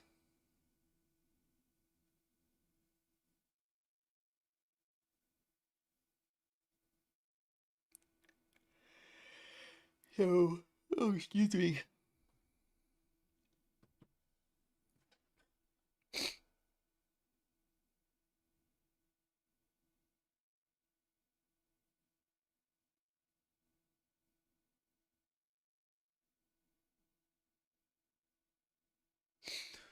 Elusive count ready.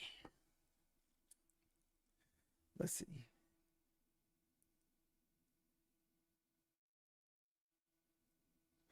Huh.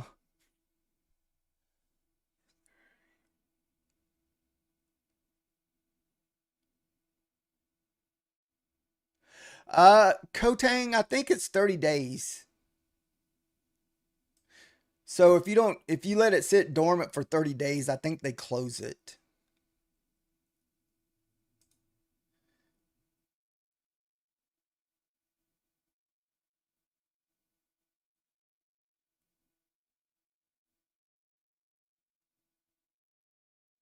Wait, it says, is there a rule in Elusive where you have to have a minimum time for a position to be open?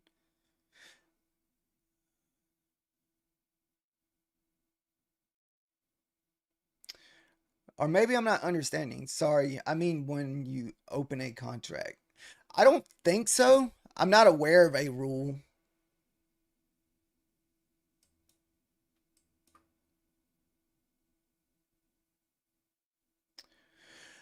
You can hold between the future hours. Like you can't hold probably more than 23 hours a day, or maybe 22 and a half. So, I mean, you can get long or short at 6 o'clock and hold it till 4 o'clock the next day. But I don't think you can hold it around the clock. They're not a swing trading prop firm. There are some prop firms out there that'll allow you to swing trade. I know Padeus is one of them, and there may be a few others, but I don't know who they are. I want to say Beulah Knox has a swing account too. You just got to find a prop firm. Ugh, that gave me the jivvies that'll allow you to swing trade.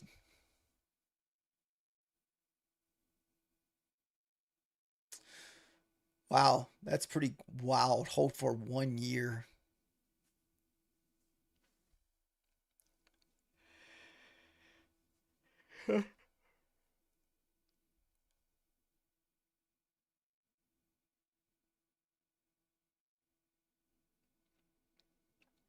The funded ticks who scammed us with the trades under 10 seconds. Oh, goodness.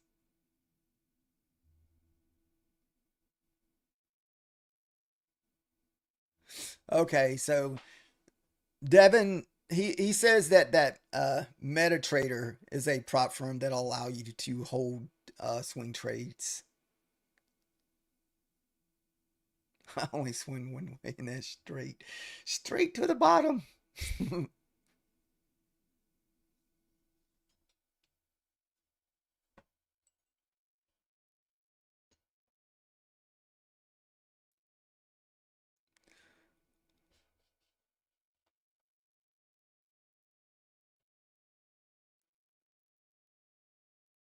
Oh, it's not a prop firm. Okay.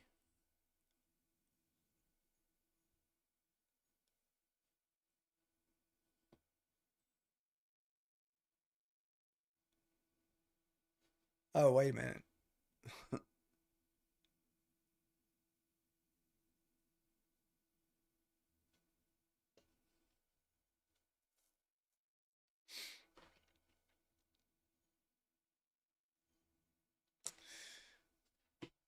We may not get tagged in up there. I thought maybe we would get lucky enough to get another little pivot bounce.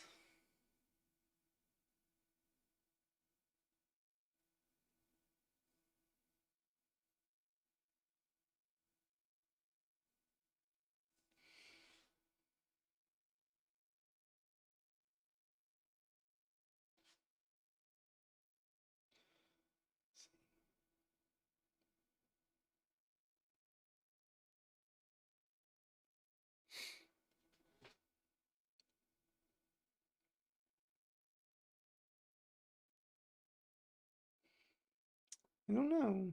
Let's see.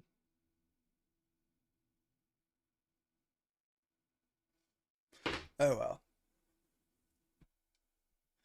Oh, you're still looking for the 370?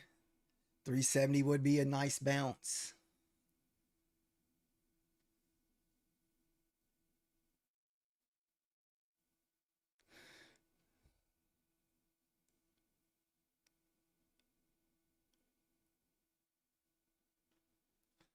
Holding levels and double top.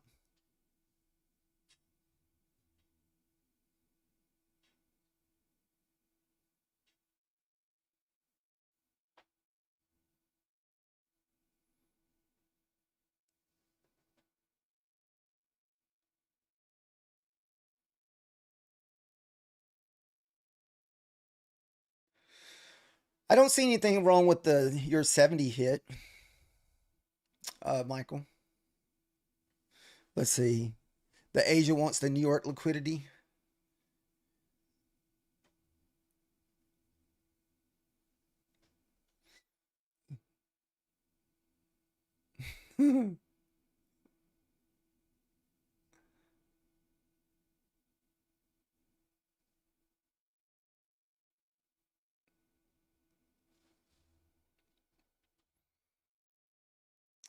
Buy a course?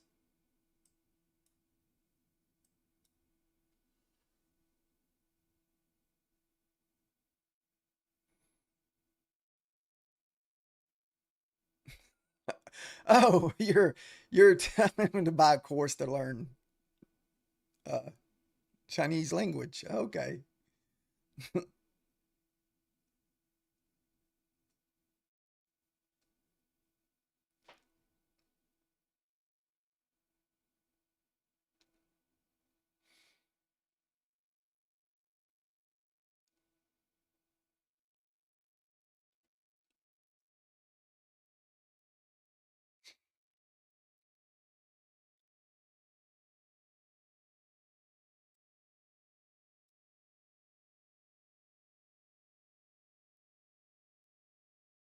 No.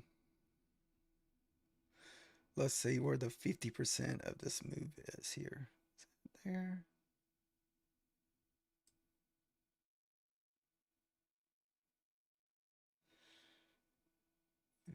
50%.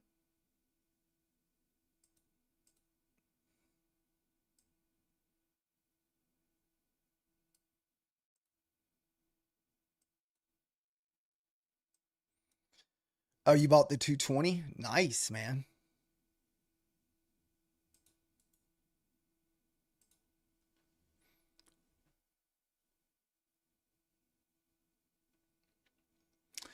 Oh, you're thinking we get a big move? What's up, Carlos? How are you doing?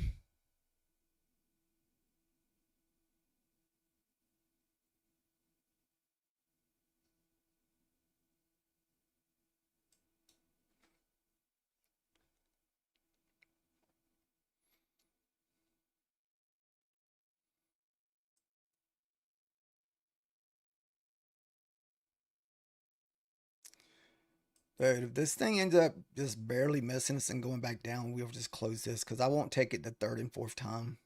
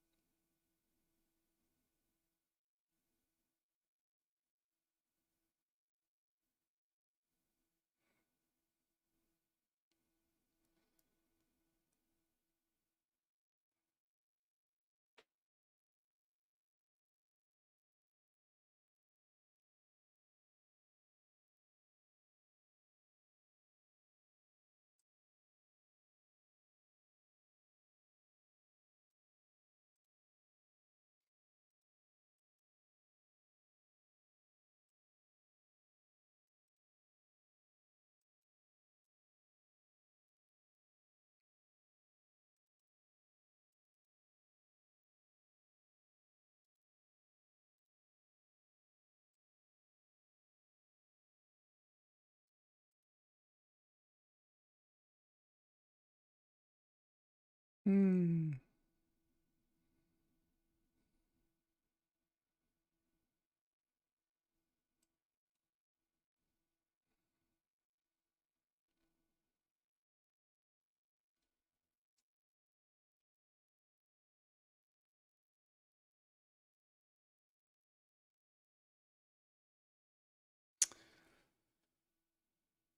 Did you get your 370?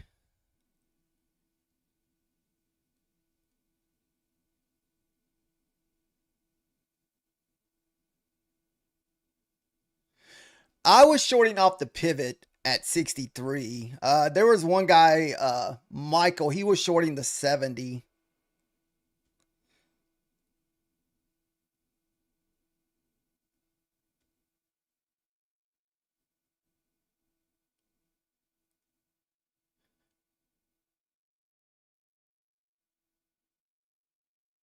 Oh yeah, I mean there's a lot of resistance. You can see all these wicks here. I may even try to do an add-in up here.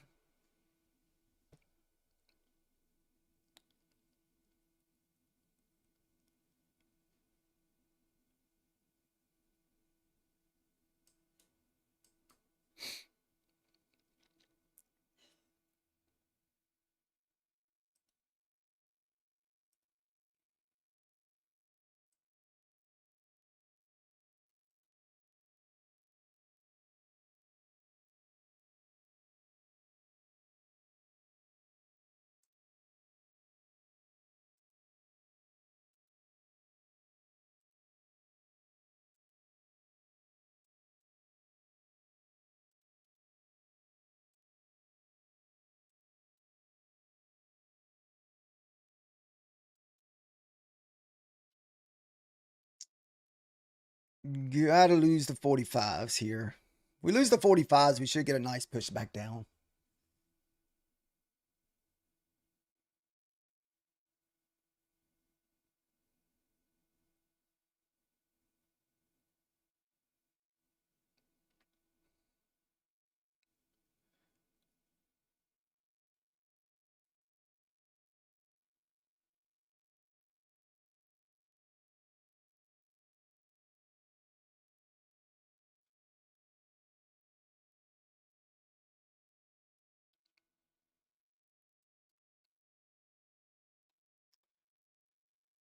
Uh, we may try one add-in if it does pull back up into the 70s and 80s. As right now, it's kind of a free trade. So, but we may do a little, we might try to add back in. I was shorting the pivot, but you also had some big, nice downward wigs sitting at the 72, 70 area.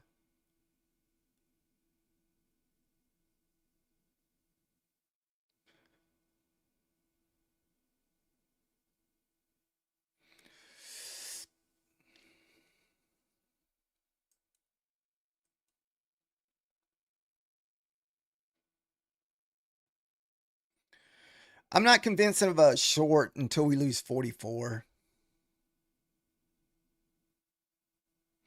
And we're about to have a new 5-minute candle here in a few seconds.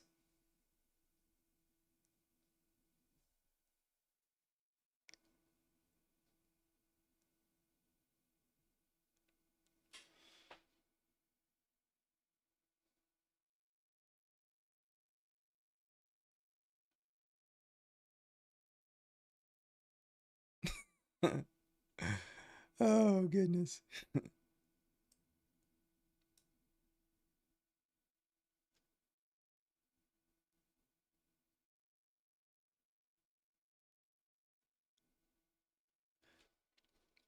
Like I said, I'll be all about the short if we lose 44. I'm just not convinced quite yet.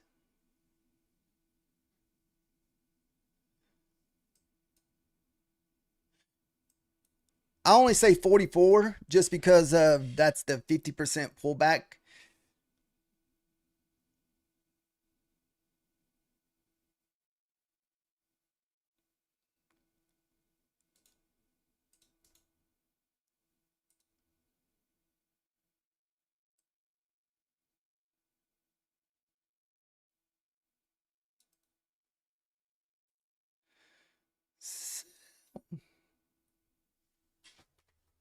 Oh my goodness.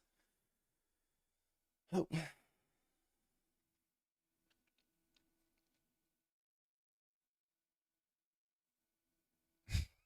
I,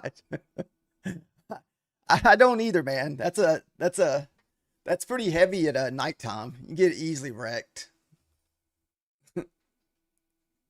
Get wrecked with non-micros, man. I mean, you might just go in and throw in a whole mini.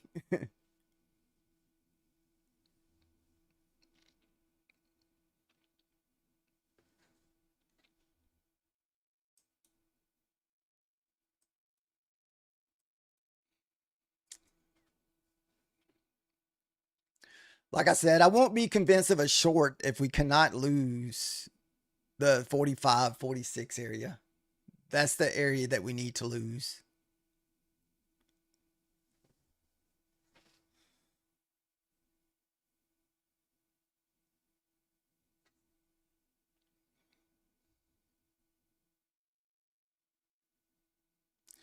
We will just see.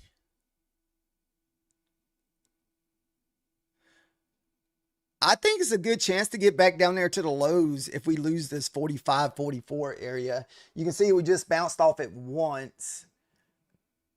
So hopefully a few more tries we can get through there.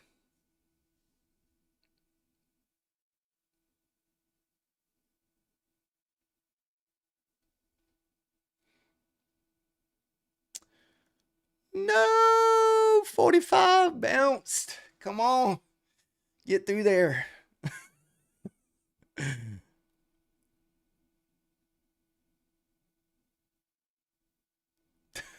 What a oh, what a hard rejection off of 45.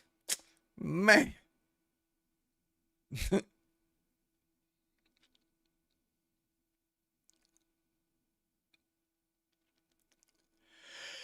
We got some more wicks. Well, I don't know. We already kind of hit those wicks once before. Mm-mm-mm.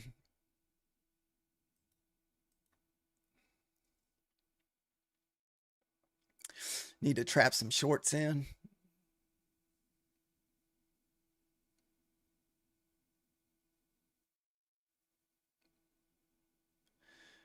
Not sure if I want to add here or not, because I'm not really sure how far, if we, for some reason, if it does push back up. All right, maybe this push right here will get us back down through the 45s.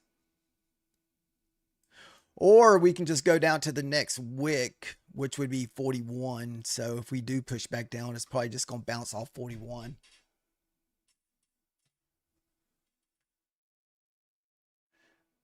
What's up, Weather? You said 385 possibly? Yeah, there's a lot of wicks up, down wicks on the three area. Oh, come on.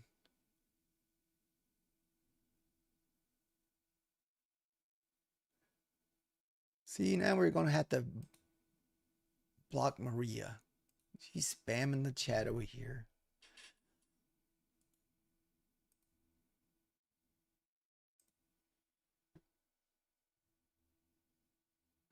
Oh, what time frame is that on, Weather?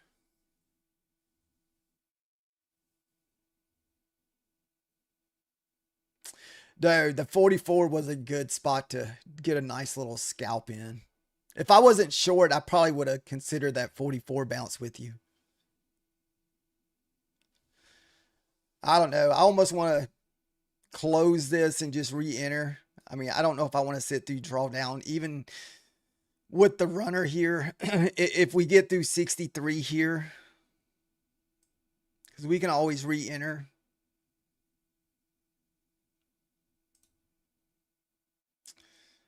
It won't do that shit quick.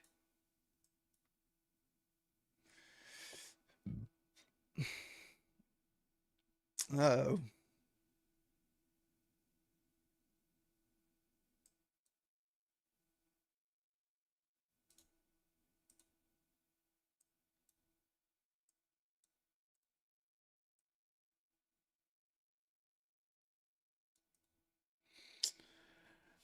I'm not going to hold this all the way up, so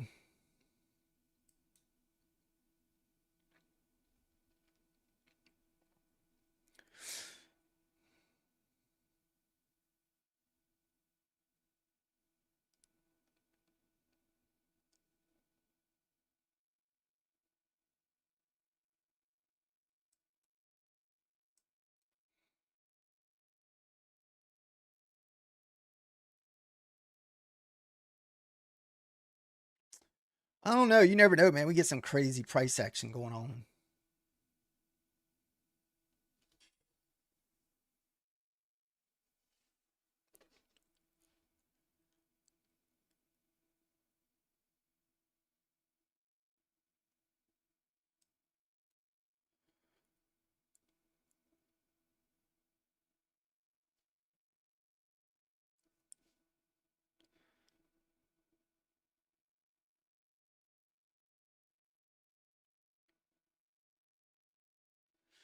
Hold.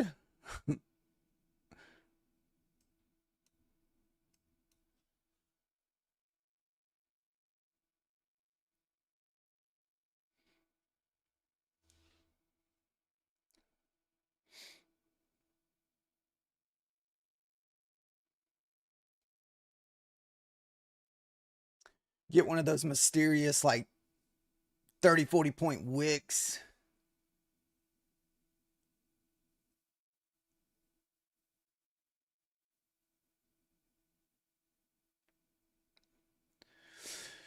Remember, guys, I will not hold this into a lot of drawdown. Okay.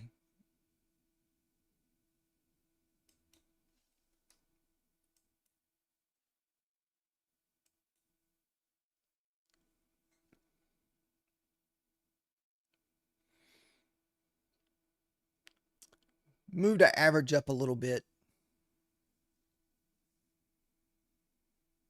It works until you get the giant wig. Oh, goodness. My stop loss is on the 380s, but I think 30 is going to get it soon. I probably would have. I don't know. I feel like this may be the swing point there at the 44. So I mean, I'm kind of thinking we possibly move back up. If we break 70. So I may even close this just in case.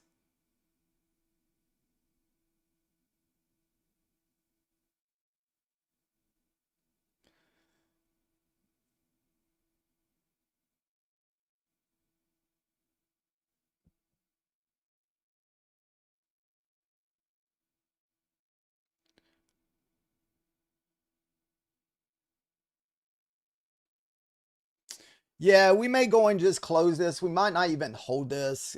It really depends. We're about to have a new 5-minute candle. If the new 5-minute candle can kind of wick back into 63 and hold up here.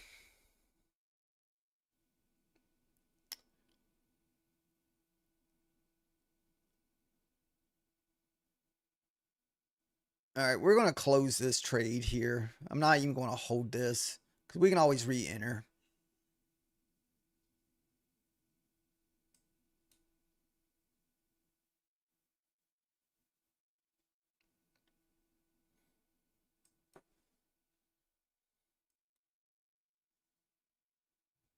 Oh no, I wasn't closing it because of nobody. I'm just back above the pivot, and I like to trade either above or below pivots. So 63 was me back above the pivot here. So like even if I got long right here, 63 would be kind of my line in the sand.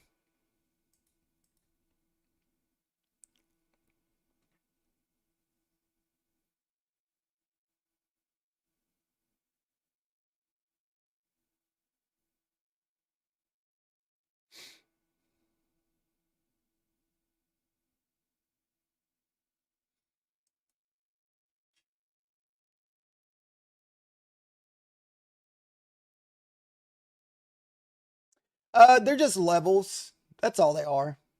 Or support and resistant levels. Well, support and resistant levels I use. I don't know if they mean anything to anybody else.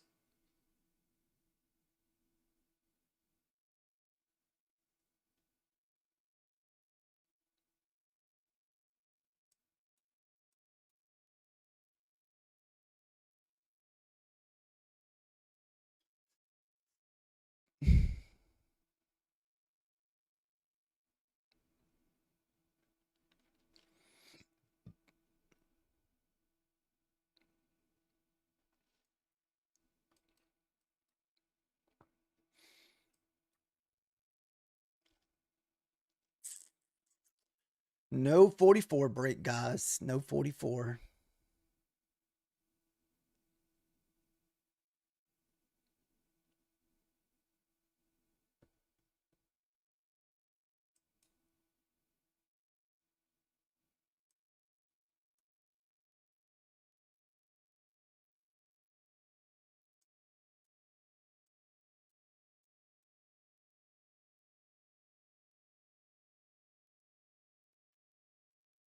The purple box does not break, Michael. I'm sorry. That's just marking out the 4 hour candle. That's all that's doing. So don't break take the break of the 4 hour candle. I mean 4 hour box. Because that box will outline itself all the way till midnight.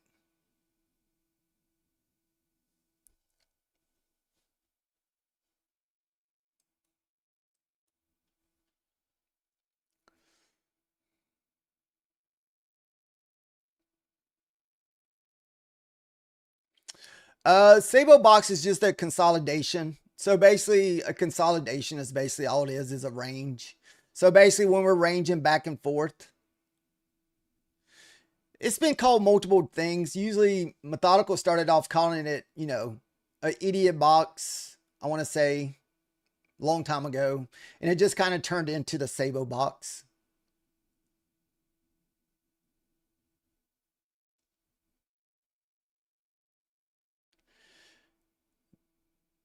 Dude, I wish I was in an opportunity to just get long off that freaking 45, 44. Yeah, I'm looking for if we get a nice 63, 65 retest, I definitely like the buy down there.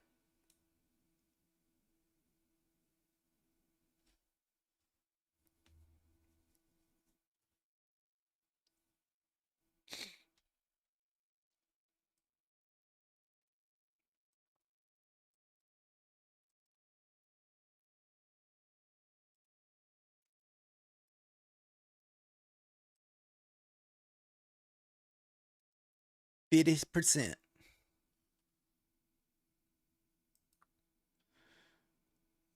Depending on this, I don't know if this leg will have to break. I feel like it needs to break this leg here, break the 90s, then get a pullback.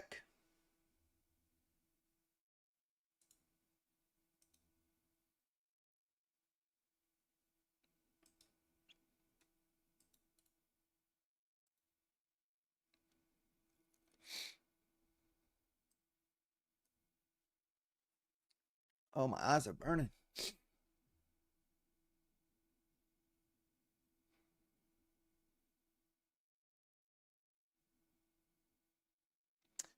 Are you in long, Michael? Looking for 310s? 310s is very possible. I'm pretty sure there's some folks in here that's trading a VWAP. So the VWAP is sitting at 310.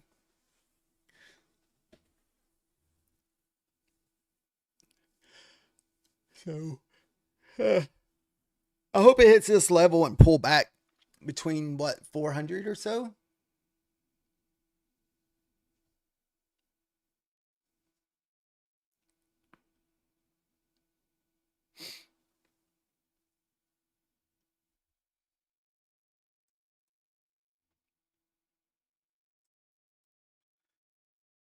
Now, is it just going to get this level or is it going to get this level?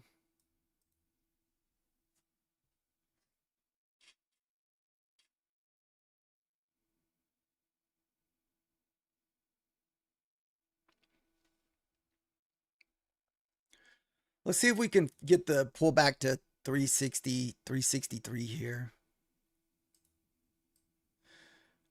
I might even put a little filler trade here just to see.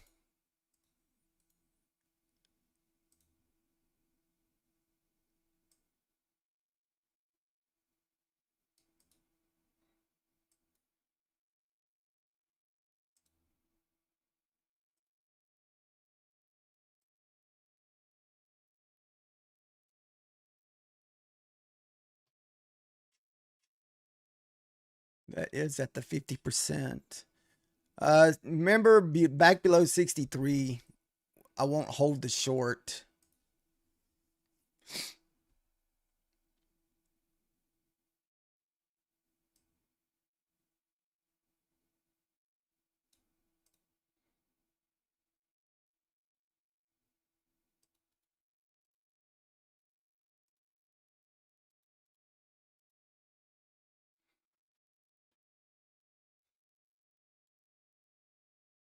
Oh, you're looking for 310, Nick? Woof.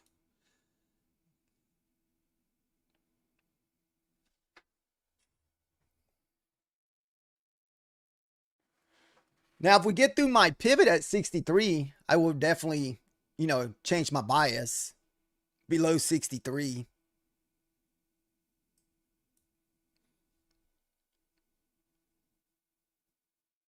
Oh, no, I think that's somebody else looking for 310. I might have just repeated what they were saying.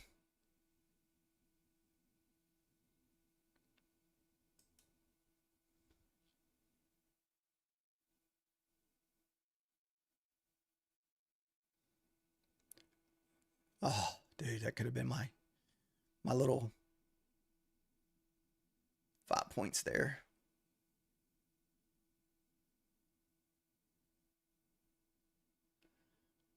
Dude. What did we hit about 50, 64? Or 66? Mm.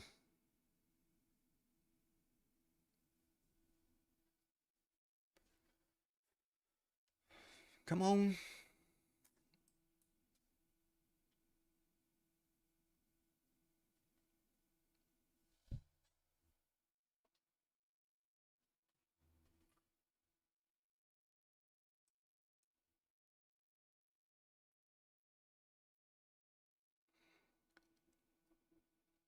That would be the first 50 EMA touch on Rico candles.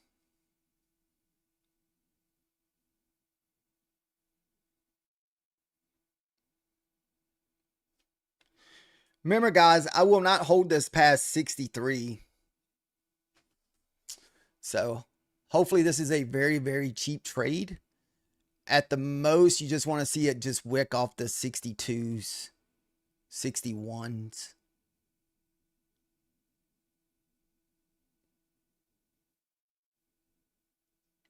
And it may not even tag us in.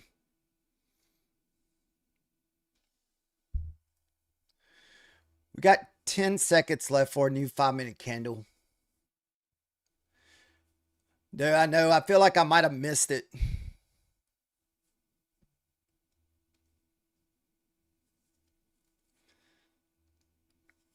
Come on. Run its buddy's little wick.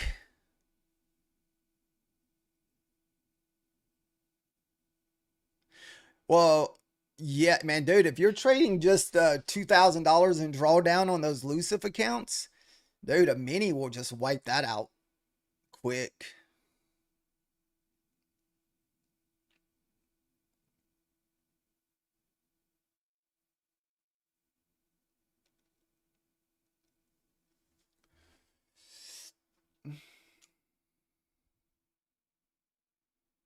What's up, Justin? How are you doing?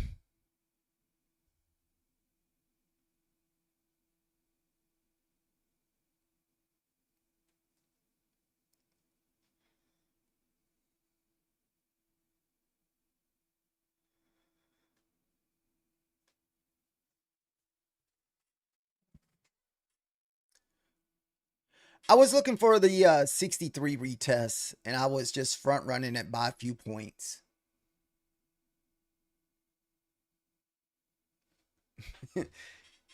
You've been on this trade looking for the 310s for the last 35 minutes. Yeah, because you were short at what, 70, right, Michael?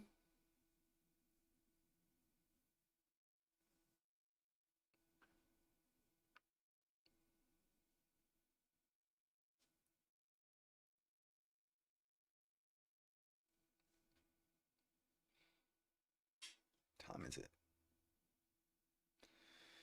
It's almost 11 o'clock already.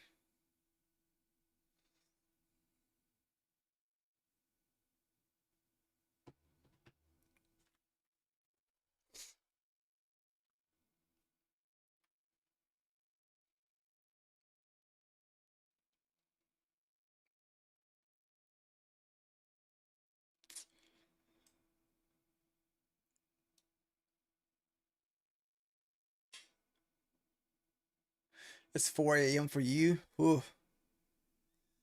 goodness.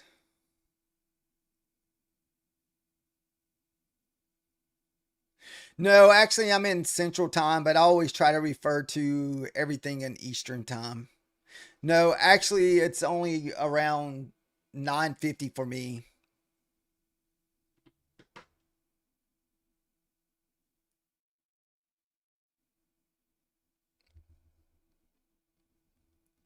But since the market is pretty much in Eastern Time, I only say Eastern Time.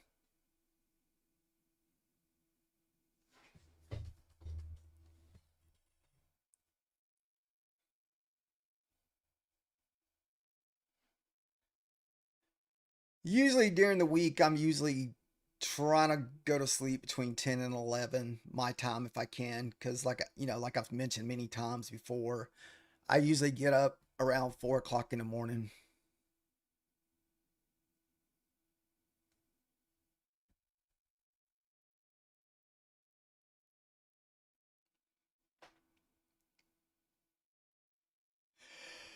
Excuse me. Goodness.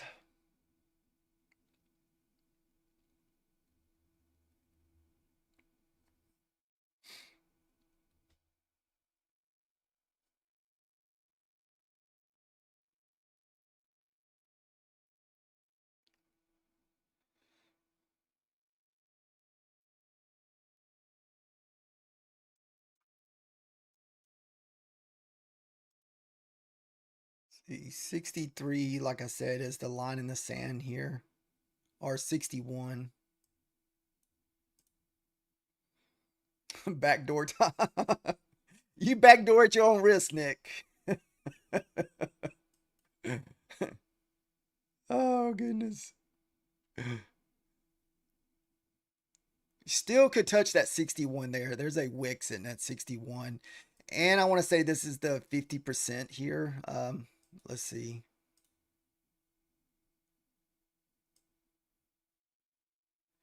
Yeah, this is also the 50%. Uh-oh.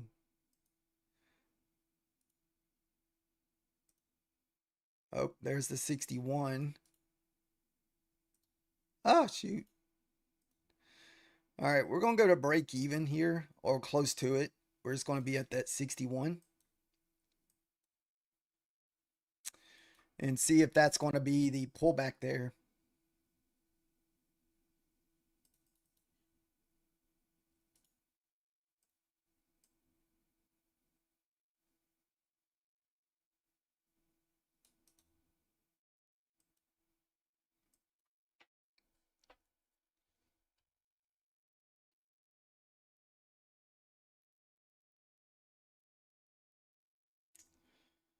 Mm.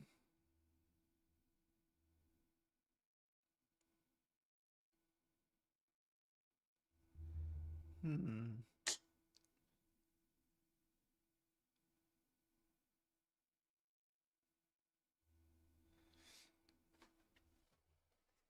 It would at least pay 10 points.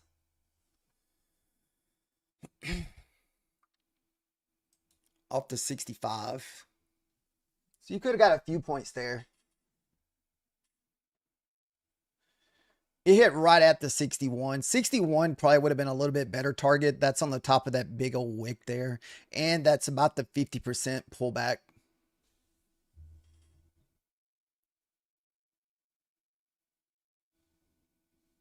You keep one trade 1 to 7 hours long? Heck yeah.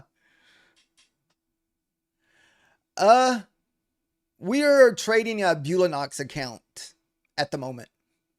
That's usually the only thing I usually trade in the Asia market is Bulanox. Just because they're usually the cheapest to trade. It only costs me like $15 to trade that Bulanox account. And I can't get any more funded with them right now until I get at least one more account over the threshold.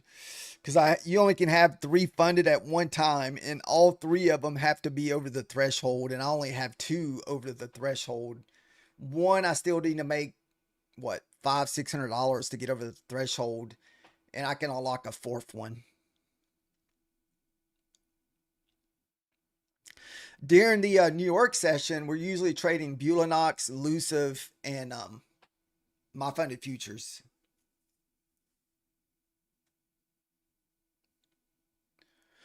But I don't have a funded with my funded futures yet. That's kind of what we're working on. We're still about, I don't know, $350 short.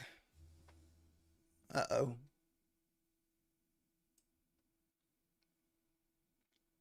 Hopefully that didn't disconnect there.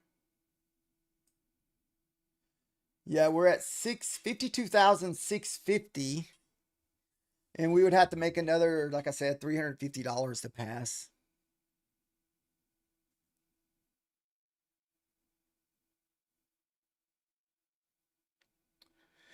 Remember, guys, my line in the sand here is 63.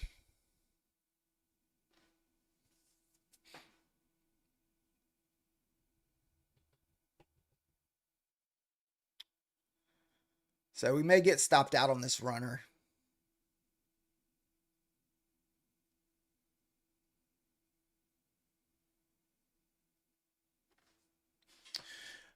And we can just give it a few extra points. So we can give it like 5 points.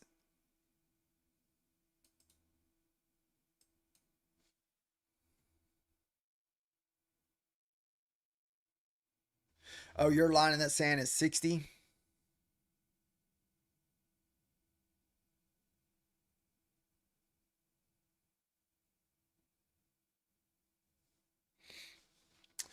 Yeah, mine is at 63 level. So it's right there at it.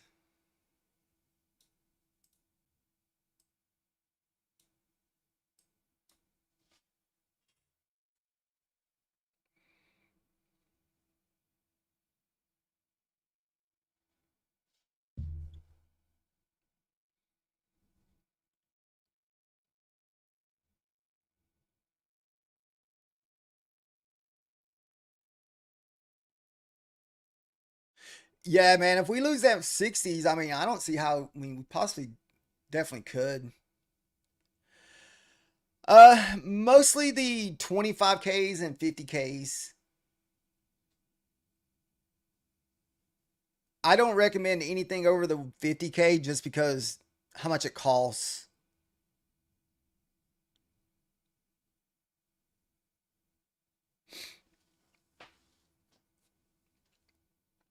But if you're struggling to pass evals, it's pretty cheap to trade with Bulanox if you struggle passing evals. Because you can pick up an eval for like 15 or 20 bucks. But they are more on the back end.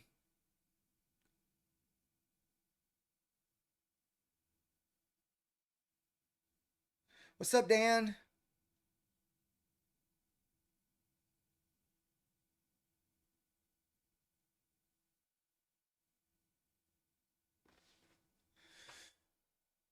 To the moon.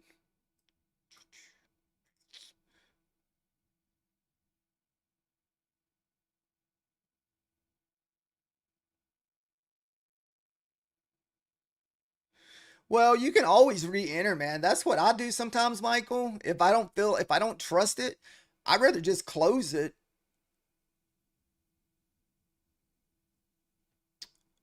Uh,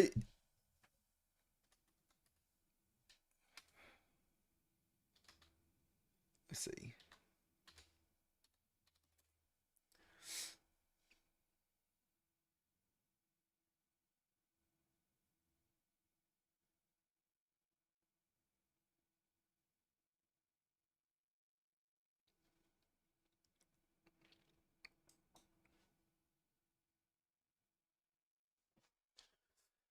Uh, are you using a now with the Bulanox? They are a Ripnik only, so you would have to trade Ripnik accounts, or depends on who you're trading with.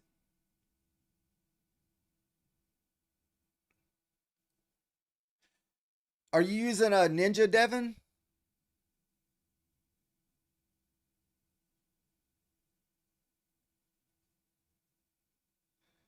You took the 100. Nice, Nick.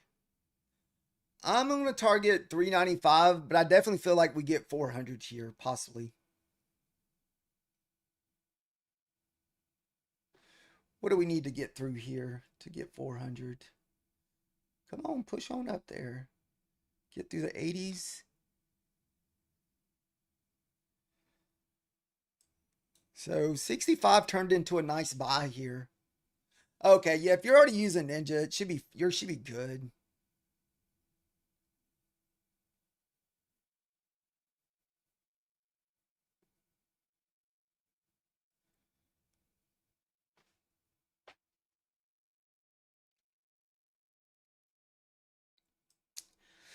To me, once that 44 held, I was long bias all the way.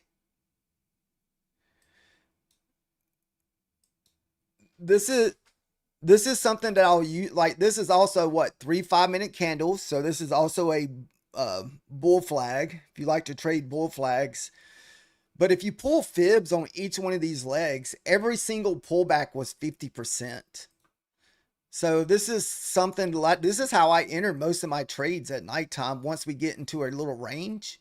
So if you just pull leg for, the highest to the lowest in this one little leg, where's the pullback? 50%. This is why I said if we could not break that 44.45, more than likely we're going to go back up. And we did not break that 50%. We pulled back to the 50%, then shot up. Then also, if you pull fib from here to here, this is probably going to be another 50% pullback. Let's see. About 55, but 50% pullback once again.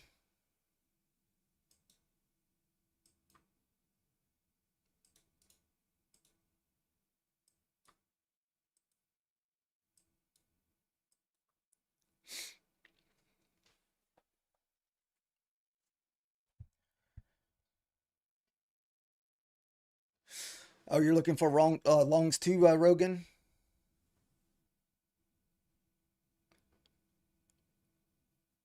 I don't know. We could get one of them like crazy whip candles like we got earlier.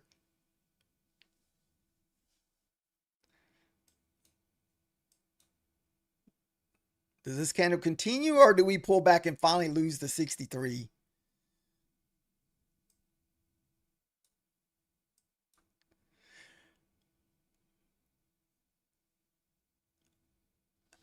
I'm not 100% sold on the longs until we can break this previous high up here at 85. Hopefully this candle here will get us above 85 here.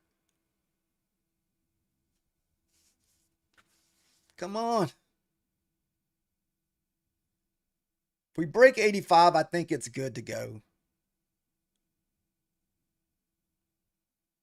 So we need to break this swing so we can constantly be making higher, higher highs for pullbacks.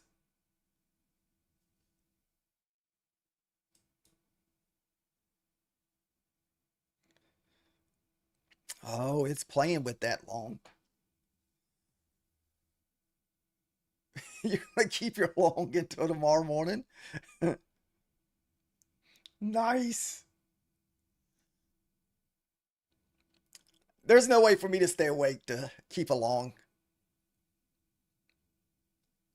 If I get 95, I'll probably be done.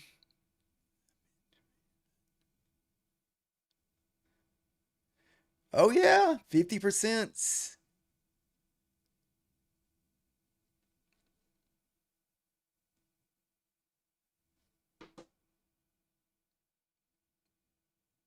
It's crazy how much that repeats in the Asia market, man.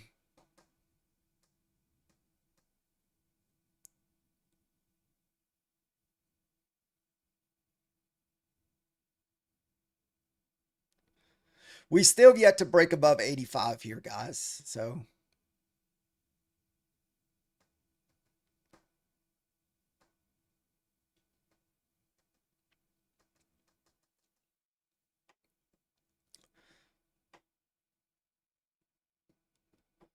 my short bias wouldn't be unless we broke 63. 63 would be my short bias. are short. Dude, we could not break back above this swing. Come on.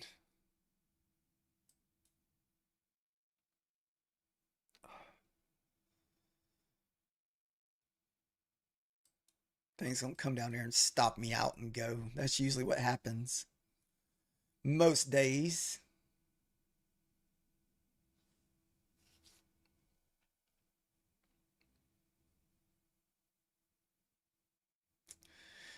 Dude, that could just be a, what do y'all think? Maybe a fake out? No? That's hitting off your 70 level.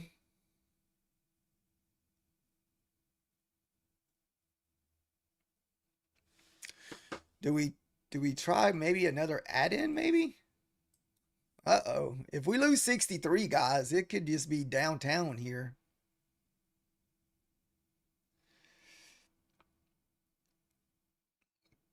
There's 63 touch again. I should have did another add-in there. Could have got another 5 points.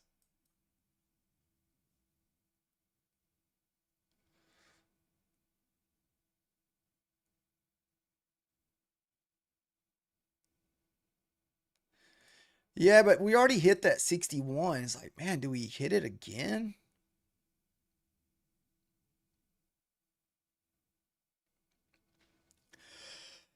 So, no matter what happens here, guys, I'm out at 60. So, I'm not going to hold past 60.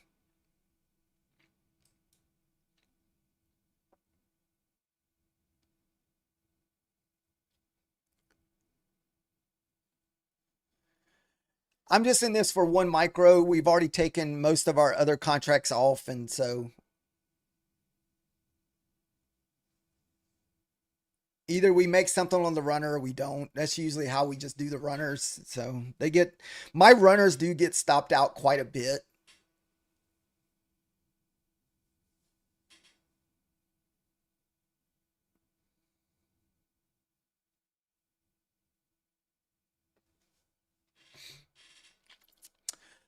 Nighttime, we're just trading off support and resistance. And pretty much most of the same time in the New York session, except off higher time frames.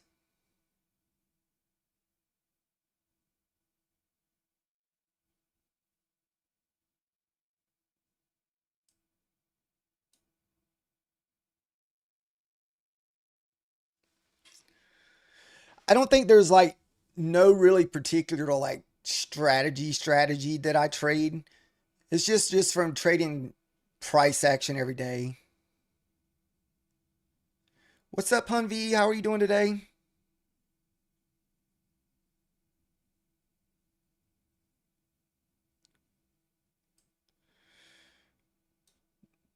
Oh, could we got another freaking bounce in here?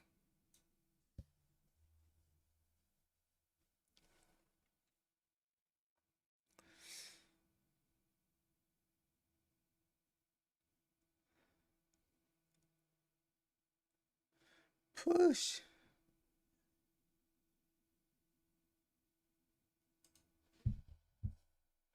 Like I said, my runner may get stopped out here.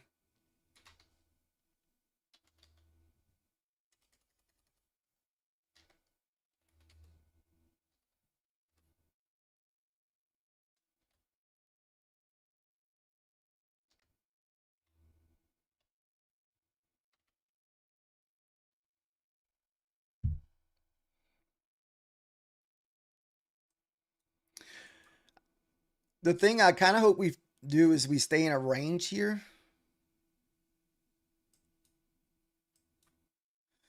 And we push back up here to the top of these wicks.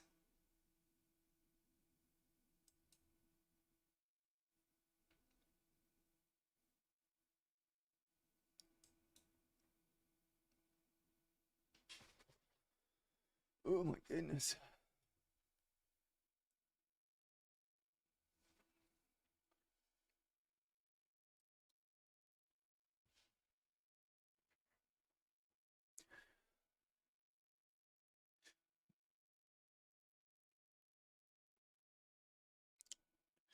I don't know.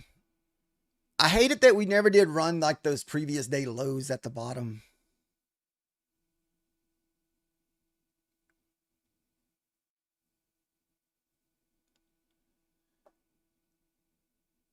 Go forward 10 times the leverage at 310.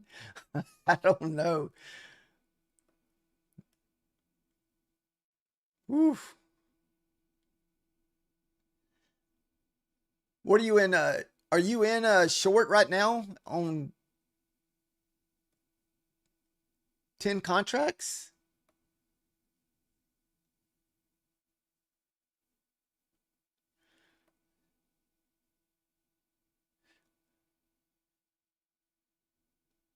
Previous low on the ES was touched. Let's see. I didn't even look.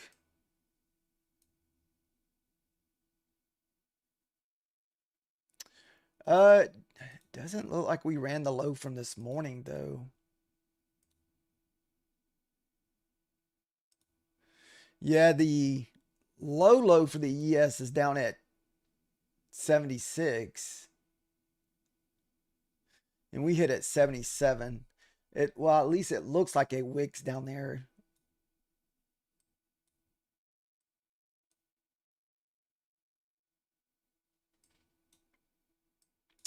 Ah, shoot.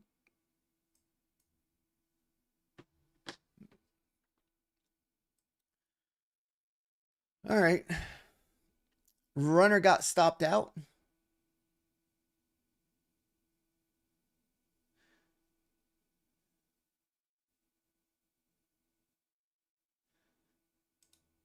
Did you get back in off that 70, Michael?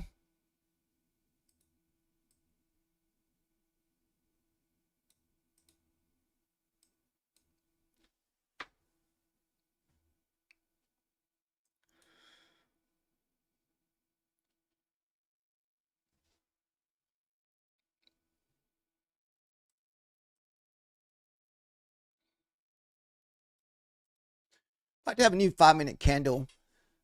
It'd be nice if this 5-minute candle can kind of pull back up here to 62 if it's going to stay under our pivot or stay under this consolidation. You might get that push down to the 300s that you were looking for, Michael.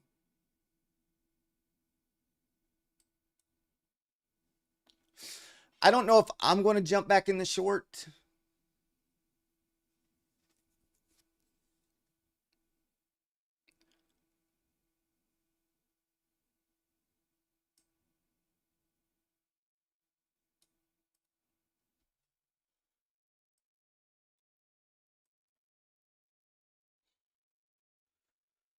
But like I said, my line in the sand was 63.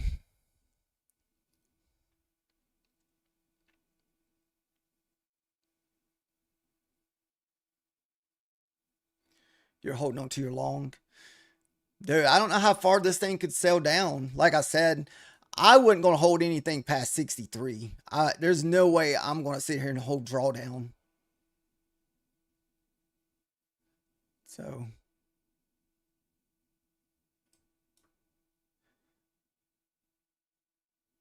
nice on your 370 short, Michael, if you took it.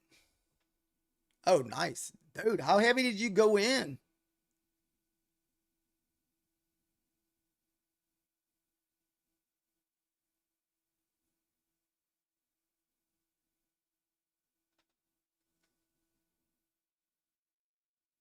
Ten times the leverage.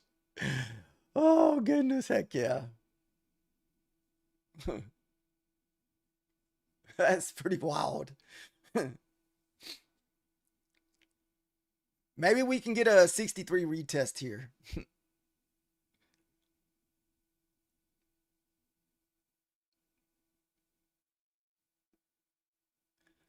Hmm.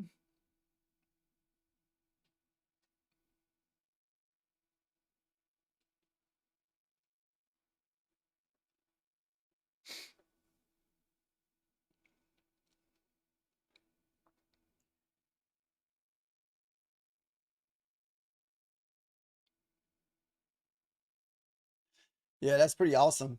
Especially if you're up $1,000, man. That's awesome.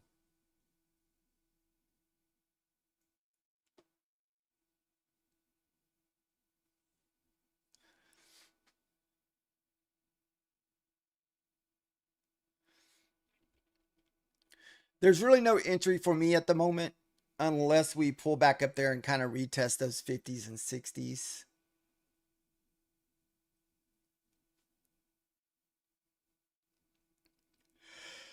So we're just going to kind of stay out of it.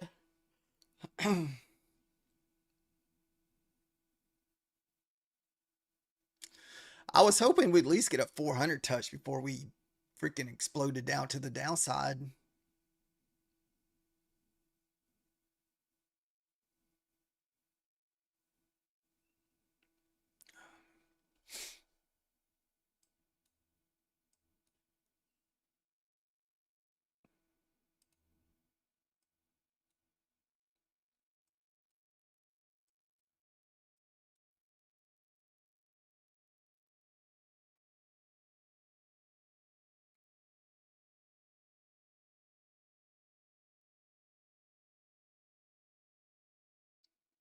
We got a minute left for a new 5-minute candle. Usually I try not to stay past like 10 o'clock my time, and it's already 10:15. We just happen to be just, I don't know, sometimes I lose track of time. I can't stay on too much more later because, like I said, man, I get up between 3 and 4 o'clock every morning. So you got to think, I'll be getting up in like 5 or 6 more hours, no matter how tired I am.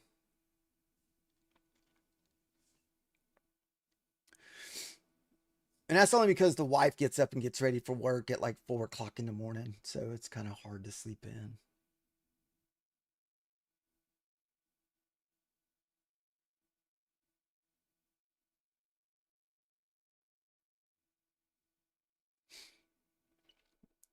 So usually she goes to work early.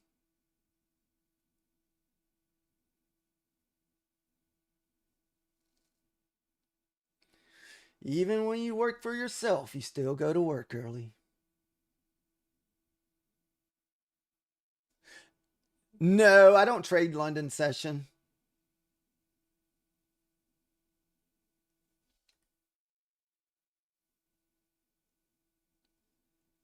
It's just because my wife wakes up early. And so I just wake up out of just habit.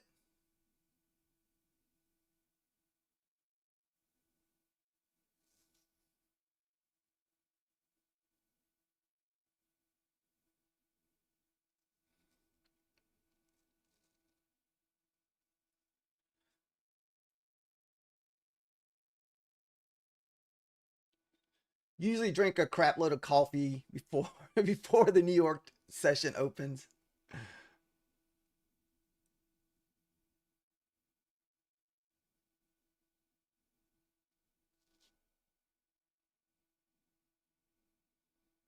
Yeah, I drink tons of coffee. Probably too much sometimes, even during the summer months.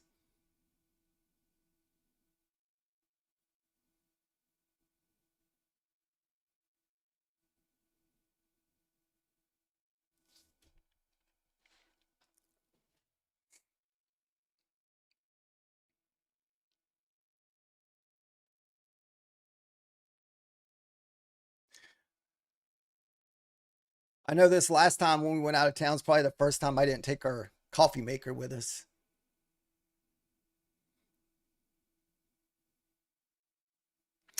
I don't know if I'll be able to make it for us to hit 310. Dude, that could take, I'm not saying we get there, but man, that could take a long time.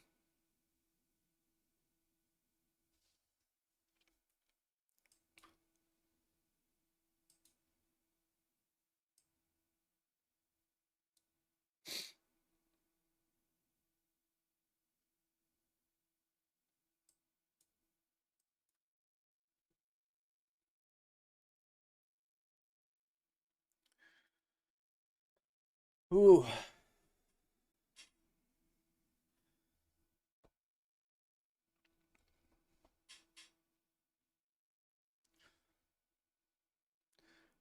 key is does this pivot hold here at the what 65, 60 area?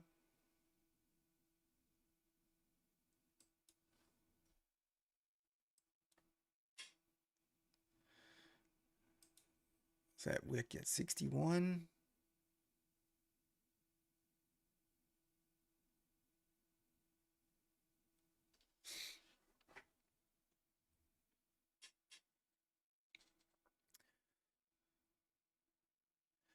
I would probably take some of your profit off if you got up $1,000, man, since you were basically full porting almost.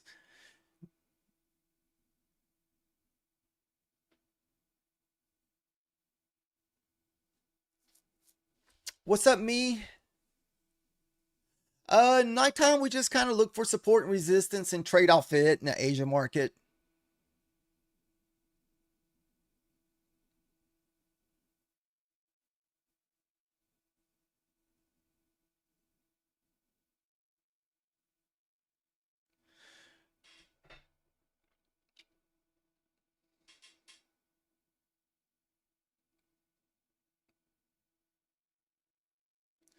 Dude, I know $1,000, man. That's awesome.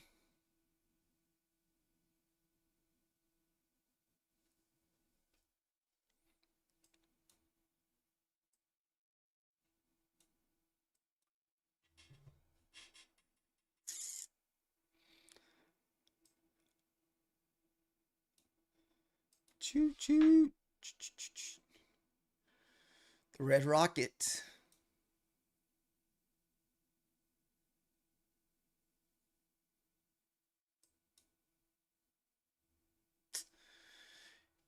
Yeah, that's what I was saying when we were up here when we could not break back above 85. I was like, shit. Yeah, mainly that's all we trade, Justin, is a New York session. In the Asia market, we usually only trade, like I said, the cheap Bulanock evals. I still like I'm fairly new to the Asia market.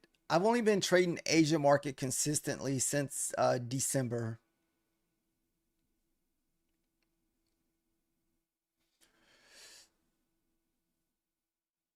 So new. Uh oh, here comes your nice short, man.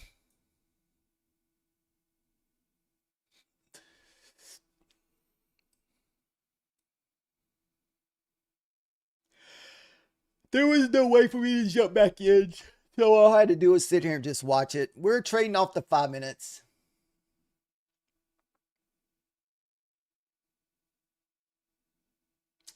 Will the tech run community tomorrow? I'm not really sure. I mean, hell, we've been getting all time highs, seems like every night, like overnight.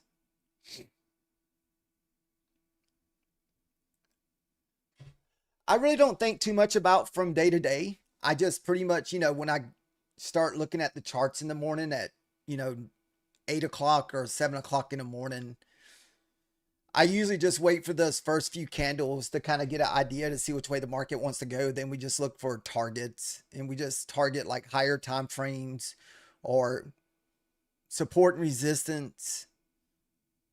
I don't know. It seems like every day is a little bit different.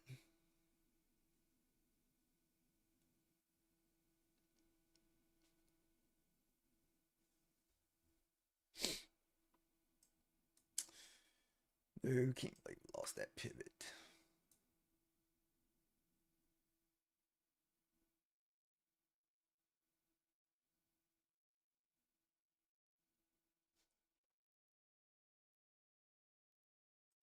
Let's see.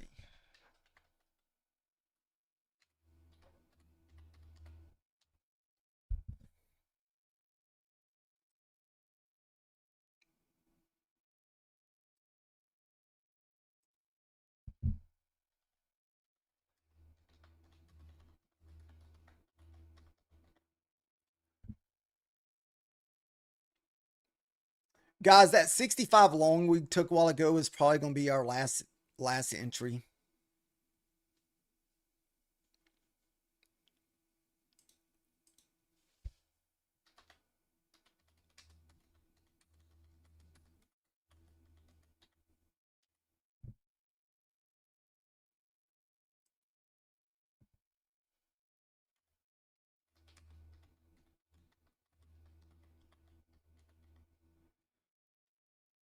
No. Oh, you're looking at a long. I thought you already passed your stuff, Nick.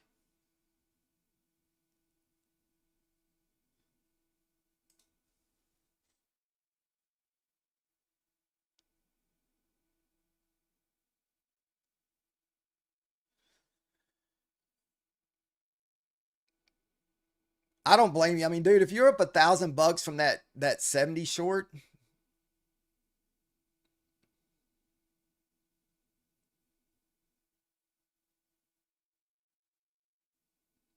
oh, you really are trying to. So what do you would that be your 4 and 5th funded account if you get those two passed? Don't you already have 2 or 3 funded, or do you still just have 2?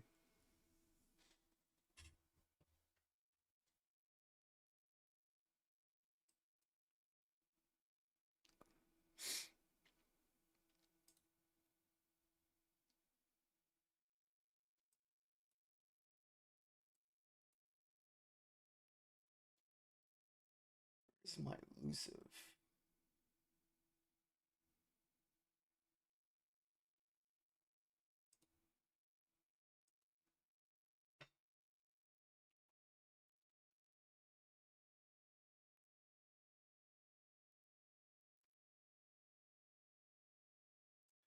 I know I have a fresh account that we're going to start tomorrow.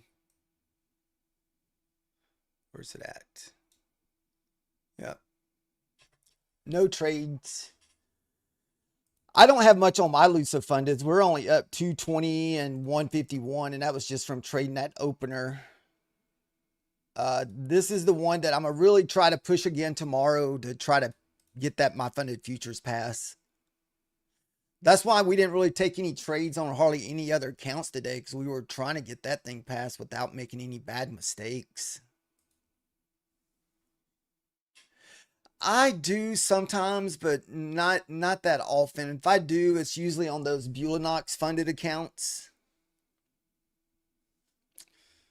Whew. That little 5-minute doji candle.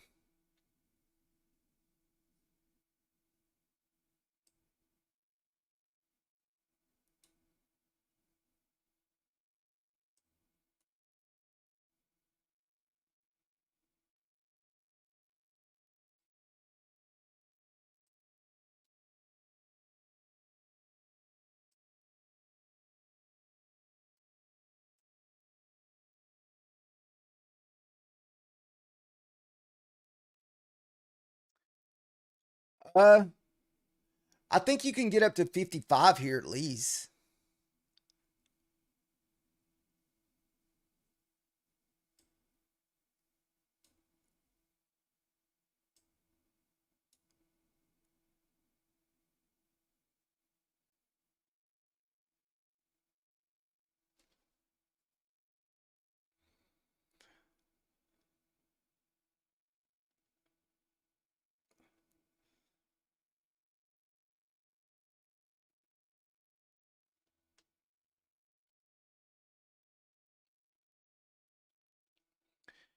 Uh, did we? I don't know. Did we finally run the? Oh, we did. The ES. The ES still did not break that low. It broke the previous low, but it didn't break that low from this morning.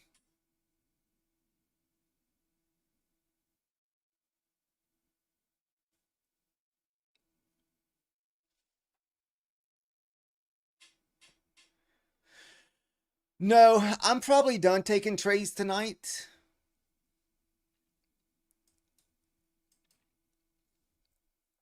That 65 bounce that we took a while ago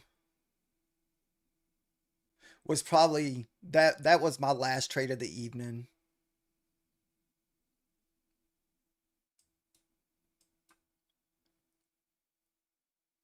I didn't feel like being in long and just turn around shorting right away, even though it did break my line in the sand of the 63 level.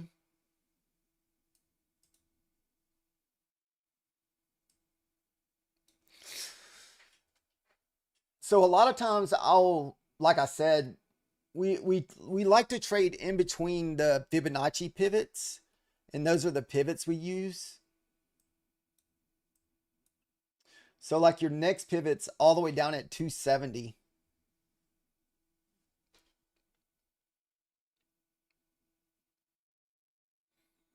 Which it'd probably take a while to get down there.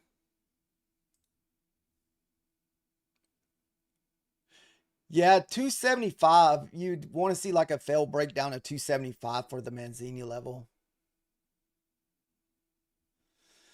I will overtrade my eval sometimes, but that's only for streaming. Fundeds, we try not to overtrade those. Fundeds usually take me a little bit longer just because I don't like to blow at fundeds if I can't help it. It gets so expensive replacing those things.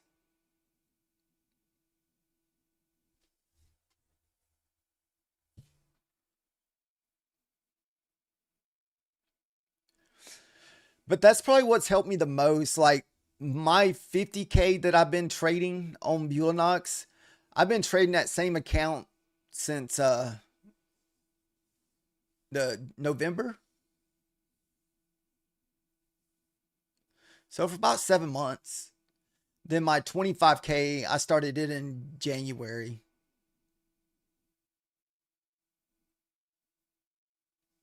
Then I recently just started trading Elusive. Elusive, I just got those accounts last month and last week because I only have 2. Which we haven't traded a lot of the accounts with them either. I think I've only ever had 3 funded accounts with them. Let's see what the numbers are.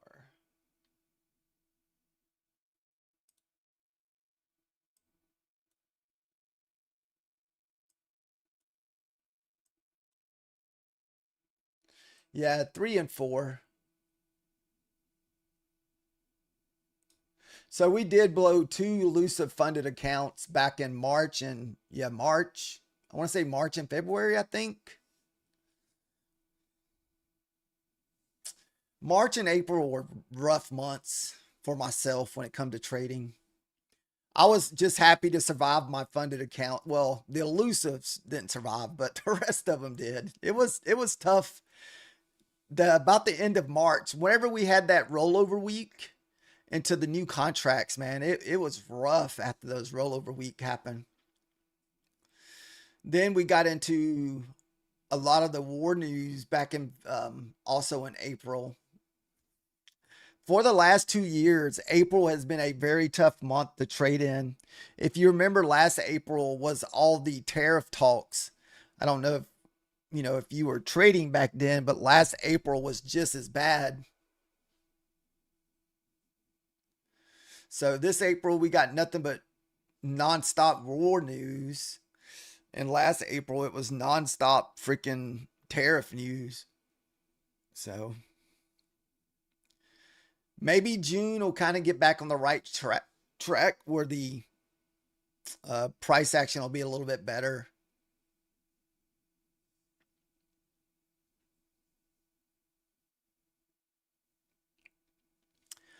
I think because I like it because it's super fast and volatile. I like to just kind of be in and out of the trades most days.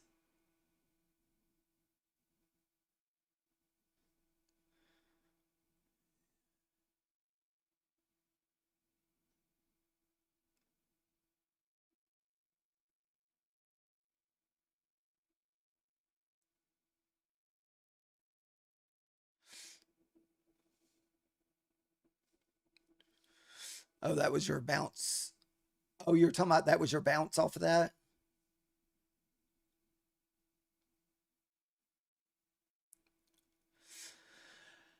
I don't know. I guess like I said, man, I've been trading the NQ for the last couple years, and it's just basically what I'm used to. It's just what I watch every single day.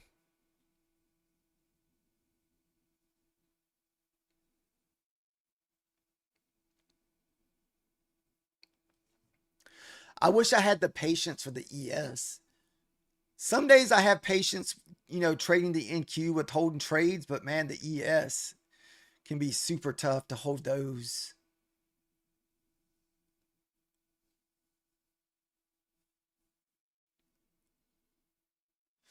You like the ES? I like watching the ES. See, I've never really tried much of the YM either. So the I've heard people talk about the YM.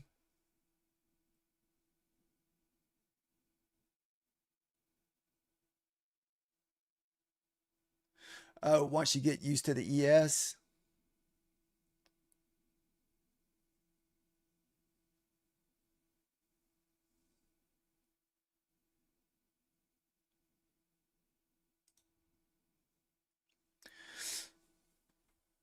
I know there's a person in Methodical Man's lobby that's been trading nothing but Adam Manzini level fail breakdowns, and I want to say they've been doing fairly well doing that.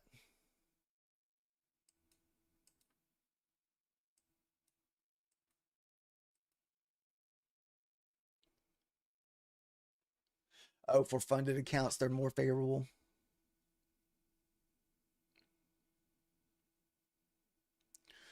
What time is it? All right, guys. Like I said, that's going to be the end for me. It's already 10:30 my time and 11:30 Eastern time.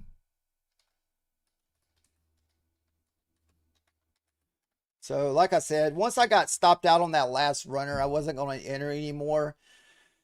I knew we were going to looks like we were going to be in trouble once we could not break that 85 a while ago.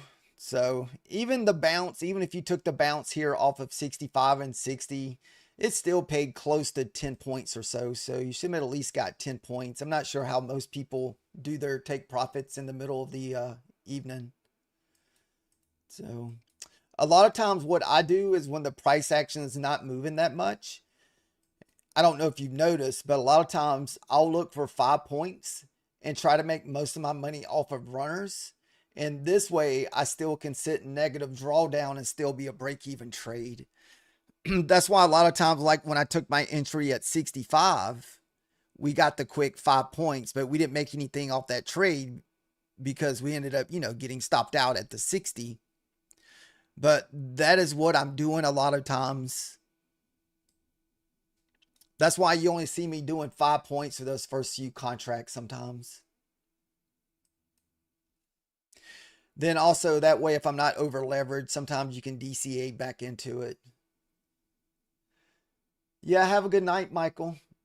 Nice on your 70 short, man. Try not to keep jumping in and give your profit back. I would definitely walk away or rotate accounts. A lot of times I rotate accounts throughout the morning time. And this way, if I lose a trade on one account, we're just rotating. Because most days we're trading what, 3, 5, between usually 5 and 7 different accounts most days. And this way, if you take a loss, it's not a big deal. You just rotate through them. All right. Thank you, guys. Everyone have a wonderful evening. And we'll be back for the New York session at 9 o'clock in the morning. I got to find